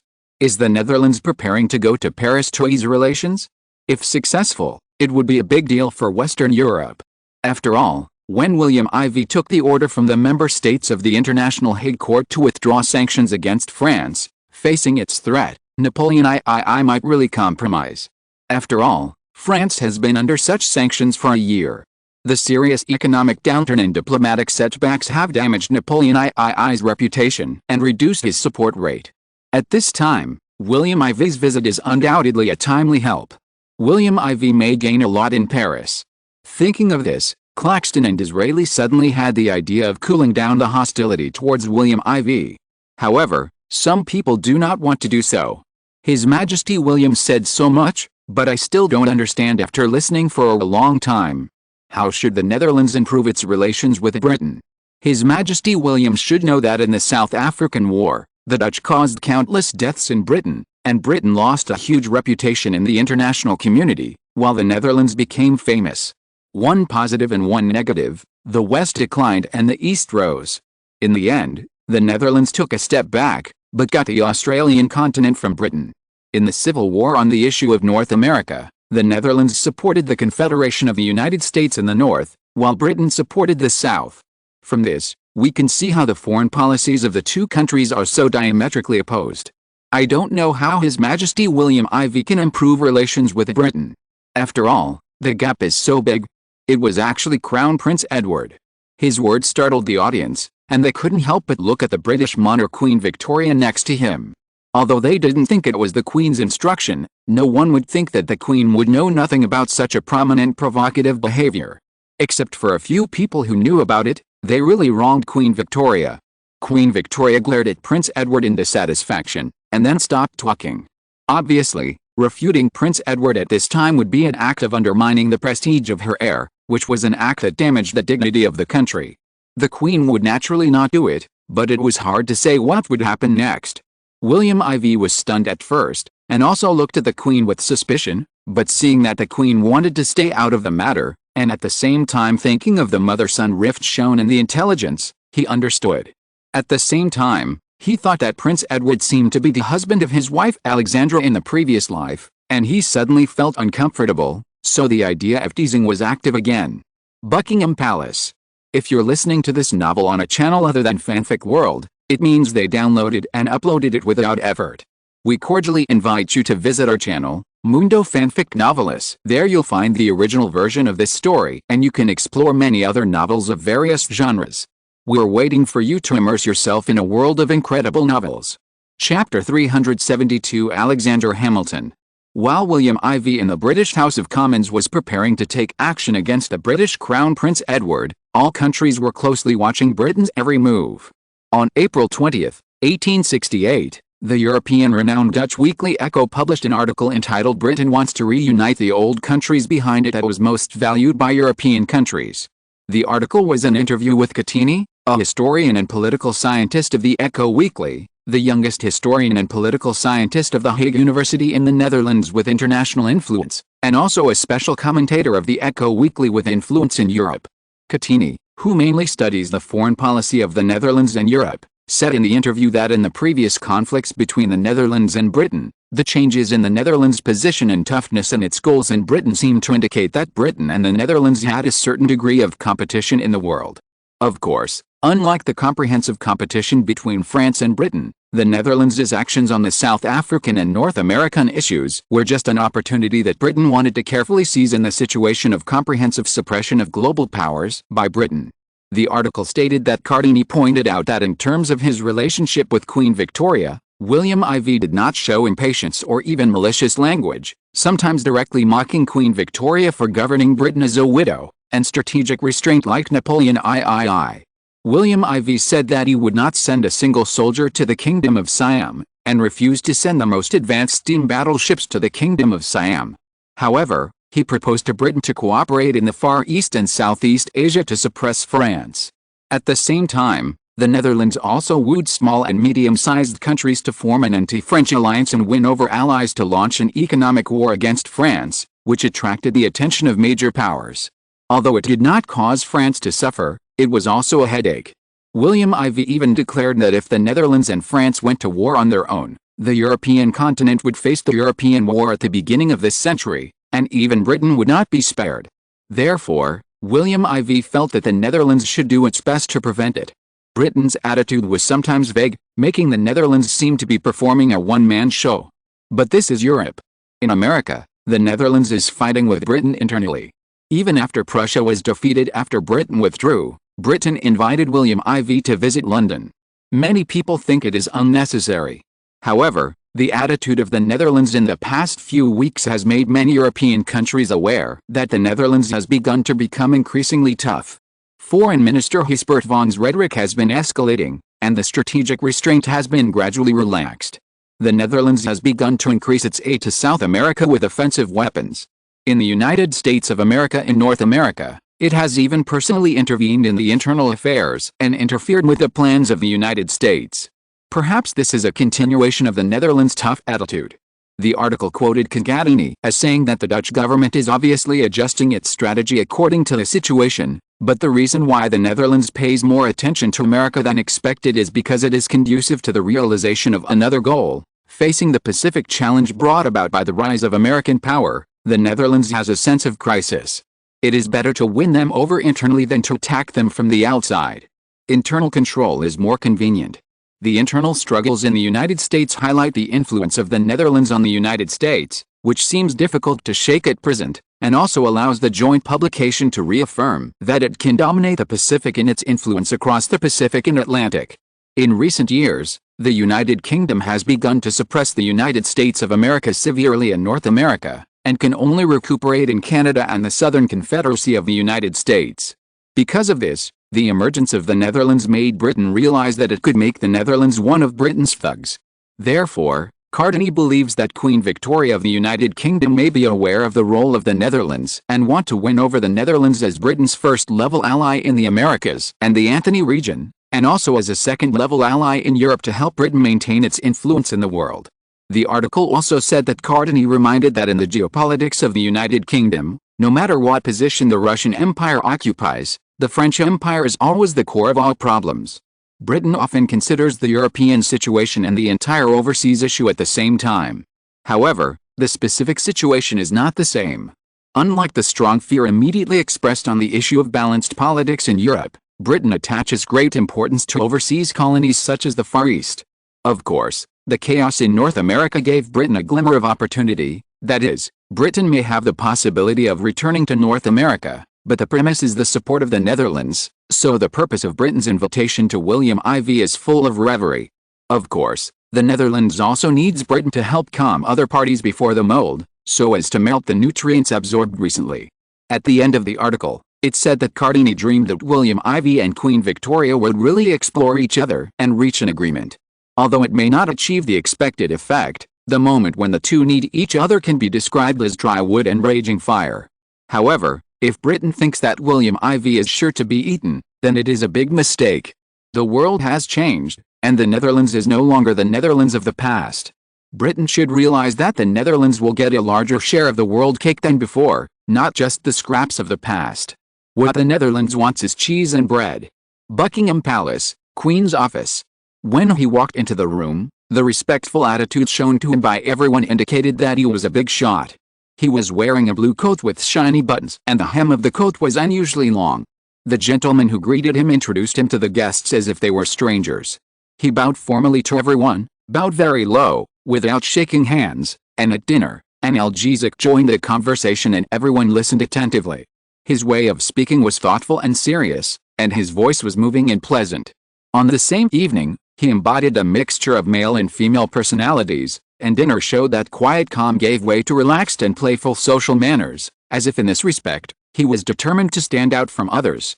Louise was shocked when she read this, and seemed to think of a person, William IV. Alexander Hamilton, as a founding father of the United States of America, made one of the greatest contributions to the United States. He was also the first Secretary of the Treasury of the United States of America, the father of the United States Constitution, the father of the United States Central Bank, the father of the United States currency, the father of the United States financial system, the father of the United States credit system, the father of the United States federal system, the father of the United States two-party system, the father of the United States tax burden, the father of the United States standing army, and the leader of the Federal Party, the first political party in the United States. Looking at this book about the legendary figures of the United States, she couldn't help but think of William IV, who was in the London Parliament. She, who had always been strong, couldn't help but get a little excited. It seems that marrying his brother is not bad. The Crown Princess of Greece, Princess Louise, took this special gift from William and felt strange. But what's the meaning of him giving me this book? If the next book is about America, Alexander Hamilton is tentatively one of the main supporting characters in my next book. Chapter 373. I think Britain is an irresponsible power. The scene turned from Buckingham Palace back to the British Senate. Facing Clayton's provocative questions and Prince Edward's sharp sarcasm, William IV did not change his expression. Do the Netherlands and Britain need to improve their relations? William IV asked Prince Edward. What does your Majesty mean? Isn't your Majesty eager to win over Britain to help the Netherlands resist the pressure from Prussia and France? Prince Edward said with a mocking face, but your Majesty does not need to hide anything. There is nothing shameful. We in Britain are famous for suppressing the strong and supporting the weak, actually suppressing the strong and supporting the weak. The Netherlands is facing pressure from the two major European powers. If the Netherlands is willing to make a certain degree of compensation to Britain, we can help the Netherlands out of the difficulties. William IV calmly watched Prince Edward's performance, and at the same time he saw Queen Victoria, the opposition Whig Party, and the ruling Tory Party watching. Obviously these people are watching a drama, looking for weaknesses. Maybe now in this British House of Commons, many people regard me as a guerrilla. Thoughts turned, and William IV finished in an instant. The Netherlands currently has no intention of seeking help from the UK. On the contrary, I think it is in the best interest of the UK to win over the Netherlands at this time. What? Too arrogant? Isn't it better to seek help from the UK in a serious manner? Why do you have to act so condescending and unwilling to bow your head? Is it worth it? The Netherlands is just a smaller medium-sized country in Europe. It is pretending to be the boss in front of the most powerful country in the world. This is unacceptable. I think our British Empire should coordinate a legal education campaign to put pressure on the Netherlands and let William IV know what it means to be in agony. In the end, let's see if he doesn't run disobediently, bow his head and admit the mistakes he's making now. Not necessarily. Don't just look at the surface. Perhaps the reason why William IV is so confident is that he has something to rely on. What is there to rely on? It's just the International Hague Court. It is a loose organization, and don't forget, these countries all have their own interests, and the Netherlands is not their leader. The threat of Prussia annexing the German Confederation is too great, so they stand with the Netherlands. If it were Britain, this organization would have been scattered long ago. Yes, don't forget, we have close relations with Portugal and Italy, not to mention Belgium. The Dutch occupy the Belgian cabinet government and parliament. His Majesty Leopold II seems to be unable to support Britain. You're wrong. Under the sanctions imposed on France by the Netherlands, the French in southern Belgium will not sit idly by. You know, I have recently initiated a proposal in the House of Commons, asking the British government to help Leopold II to improve relations with the French on the Belgian issue, and then seek French support for Leopold II to check the Dutch from doing whatever they want in Belgium. I have also heard about this motion. Don't worry, I will vote in favor of it when it is reviewed. Yes, I support it. I support the Netherlands' tough stance and oppose the Netherlands' undermining the rule of Leopold II in Belgium. Foreign Secretary Russell was also surprised and looked at William IV. He didn't understand why he said that. This was different from what he expected. William IV would keep a low profile in Parliament in order to seek British support, gain the favor of these British MPs, and bring the Netherlands and Britain closer. Only then would he, as the Foreign Secretary, rip a wave of Dutch leaks. But looking at the situation, it seems that the deviation is too big. Thinking of this, he couldn't help but have a headache, because many British capitalists have come to him during this period, asking him to help them acquire some high-quality companies and enterprises in the Netherlands at a low price, and even wineries are not spared. Some people even kept asking if they could help them open factories in the Far East, such as the Dutch East Indies and Australia, and let the Netherlands exempt them from tax. Although he was still thinking about how to reject them without offending the other party, William IV's words had destroyed many people's thoughts. Obviously, the Netherlands' uncompromising intention had made Russell understand that the Whig Party's financial supporters would be disappointed this time. The other party was stubborn. Prince Edward was even more sneering. Although he tried his best to endure the laughter, the expression on his face betrayed him. Disraeli was silent at this time, as if a neutral person was watching the two quarreling. Queen Victoria ignored everything and seemed to really treat it as a drama, with a very serious expression. William IV did not wait for them to calm down and continued, "The British Empire has been constantly raising tensions and inciting war for some time. In the past period of time, Britain has sent weapons to the Confederate States of America that are at least enough to arm the Kingdom of Belgium. At that time, if all parties were doing peacemaking work, and looking at the conflict between the North and the South of the Confederate States of America together, respecting and caring for security concerns, and reasonably resolving them, and properly making the situation soft land, what would happen?" Many people in the British House of Commons were asked irrelevant questions by William IV, but the questions hit home. Yes, if Britain had not insisted on creating civil unrest and wanted to take the opportunity to help the British-majority Southern Confederacy defeat the North and make Britain the sovereign of the United States again, it would not have suffered hundreds of thousands of British casualties. Britain even faced increased pressure in Canada, and finally had to push the South to compromise. Britain even gave up British Columbia to appease the anger of the Lincoln government and the people of the American Confederacy. In that case, perhaps Britain would not have to participate in the war and lose thousands or tens of thousands of people, and Britain would not have lost face internationally again after the South African War and was defeated by its former colonies and defeated North America. We oppose any acts of inciting war, so the Netherlands has been responsible from the beginning, persuading both the North and the South of the United States to stop the losses, and also persuading all parties including Britain, France and Spain not to push up tensions and incite war. I think the Netherlands' approach is exactly very responsible, said William IV. I think everyone present here knows the strategic purpose of the British Empire in South Africa. In fact, many Boers there are just trying to protect themselves. Even rabbits will bite when they are angry, not to mention the Boers, who are mainly of Dutch descent and are famous for their bravery and fighting skills. Hearing this, many British MPs fell silent. Yes, the Boers in Africa are famous for their strength. The British only drove them away instead of killing them. Unexpectedly, the British governor at that time would use the strategy of driving the tiger to swallow the wolf in order to gain merit. He wanted the Boers to open up wasteland for them and occupy the indigenous territory. The British took the opportunity to follow up and seize it, which made the Boers angry and led to a war between the two sides, causing heavy losses to the British. Chapter 374, We respect the sovereignty of the United Kingdom, but Britain's failure in North America was self-inflicted, and the war with the Boers in South Africa was also the result of long-term policies. William IV said this sternly, "In recent years in Europe, the British Empire has been fanning the flames behind the countries competing for hegemony on the European continent.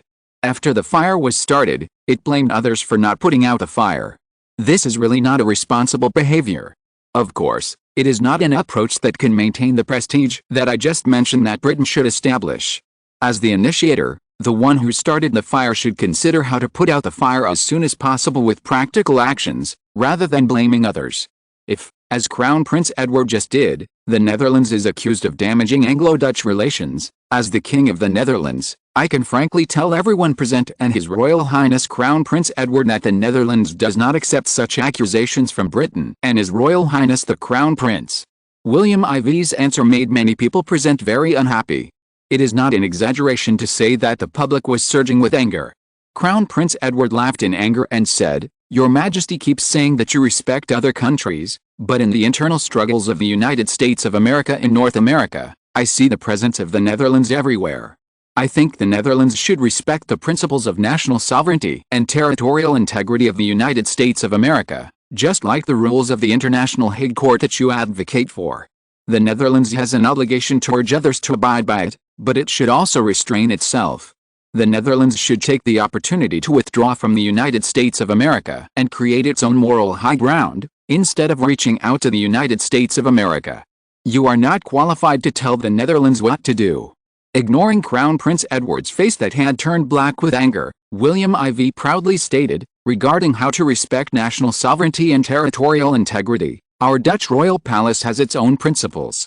I am afraid that Britain is not qualified to outline what the Netherlands should do." Prime Minister Disraeli said at this time, "Your Majesty, William IV's words seem to be refreshing, but you should know that you are now in the House of Commons of the British Empire, the greatest and most powerful place in the UK. Your Majesty's words are suspected of tarnishing the sacred land of the UK. You should know that your words just now are suspected of intimidating the UK." Prince Edward is Disraeli's political ally. As the current British Prime Minister, seeing the future king being humiliated, Disraeli knows that he can no longer stand by and watch, both publicly and privately. The relationship between Disraeli and Prince Edward is not only known in the British political arena, but also among the people. Many people even suspect that Queen Victoria and her son are playing a double act and betting on both parties. However, William IV does not care. To put it bluntly, these are all domestic situations in the UK. No matter how powerful the Kingdom of the Netherlands is, it is difficult for it to intervene in the UK now, at least not on the British high level, and it is difficult to do it like Belgium or the United States, where they ambush chess everywhere. However, William IV thought of something, and his eyes seemed to glance at the left corner of the British House of Commons inadvertently, and he saw two figures wearing blue and white shirts today. Members of the British House of Commons? Not bad, the sapling will grow into a towering tree one day, so there is no need to rush? No, absolutely not that. He was not surprised that Disraeli stood up, and after smiling at Disraeli to show respect, he seemed to explain, "The Dutch people have a particularly real and profound understanding and feeling of national sovereignty and territorial integrity. At the beginning of this century, the Kingdom of the Netherlands suffered colonial aggression from the French Empire led by Napoleon I, and the Netherlands was almost destroyed. Therefore, the Netherlands has an unforgettable tragic memory of losing its rights and humiliating its country. So people only reacted at this time. Yes, the Netherlands was originally occupied by the First French Empire led by Napoleon. In 1795, the Netherlands was occupied by the First French Empire, and the Netherlands perished.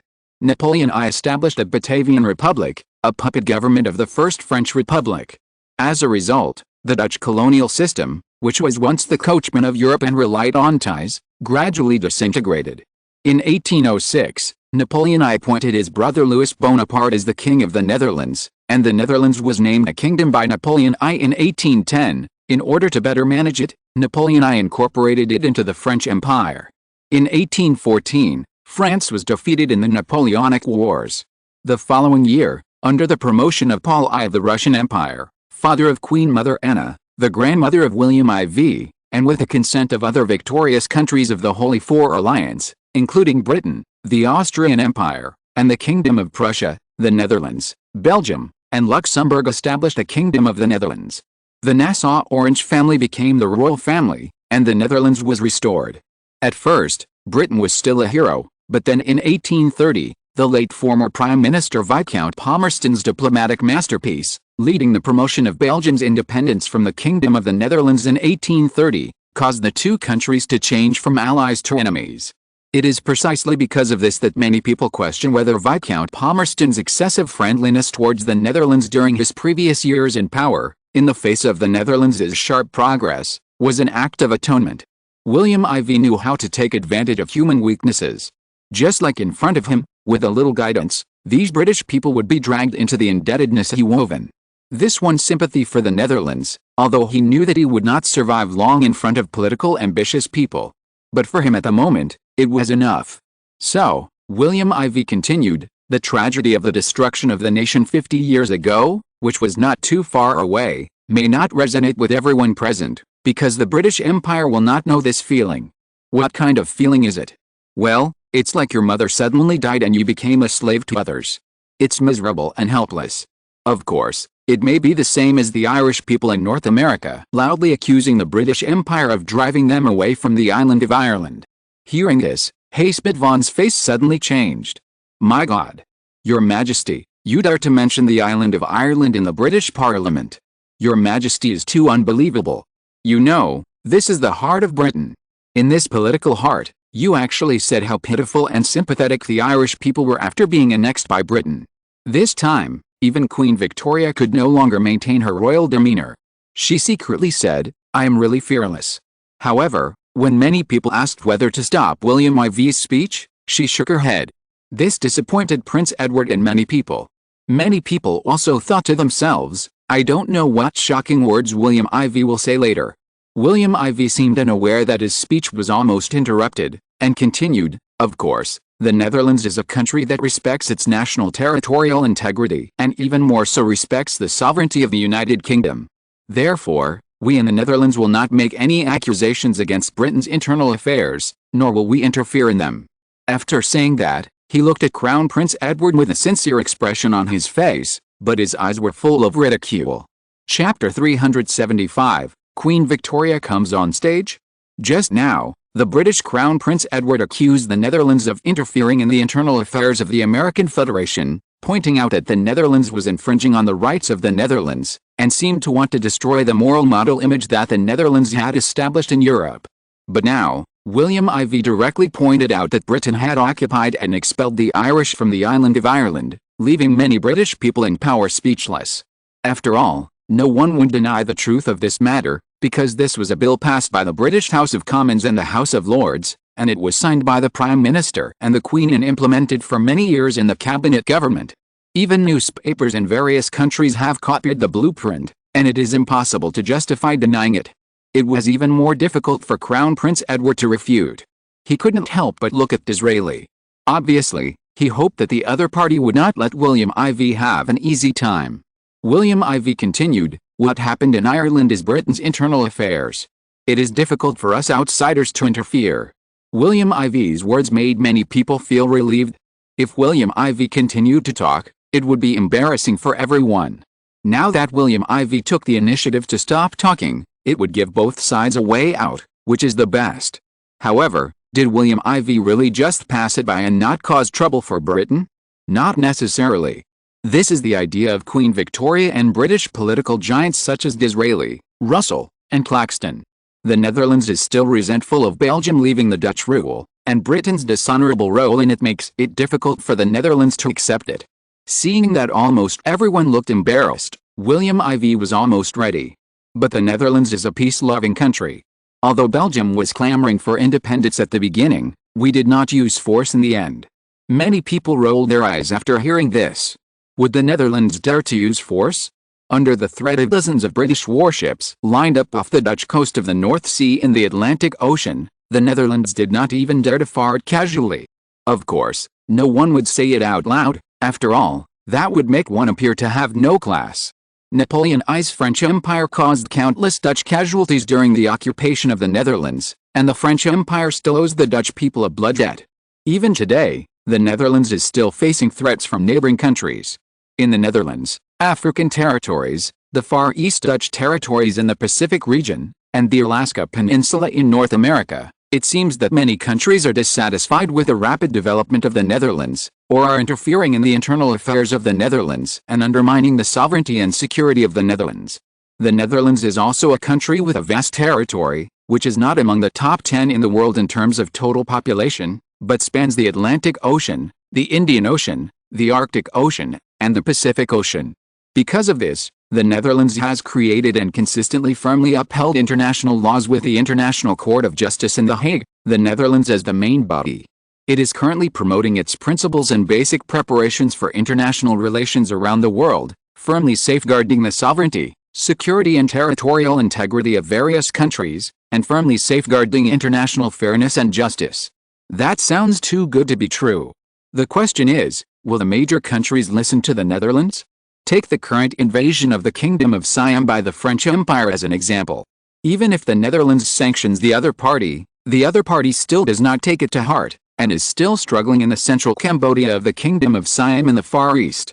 William IV looked towards the direction where the voice came from. It was Disraeli. Good fellow, he is indeed a dog who is eager to protect his master. This guy is worthy of being the leader of the Tory party in British politics. He directly hit the point. How can the Netherlands command a big country? This question has attracted many British MPs to respond. Crown Prince Edward also looked happy.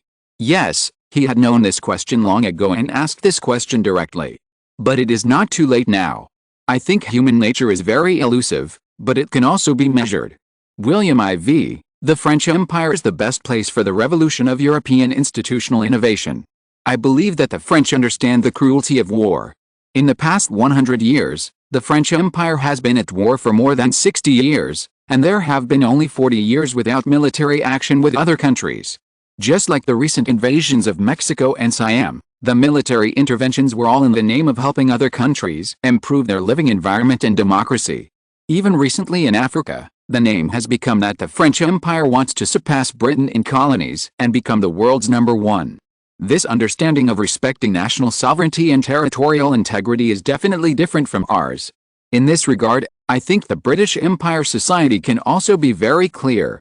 After the people of the French Empire have personally experienced the pain of war, they think they can understand how many people have become orphans and widows after 3/5 of the 100 years have been spent in war.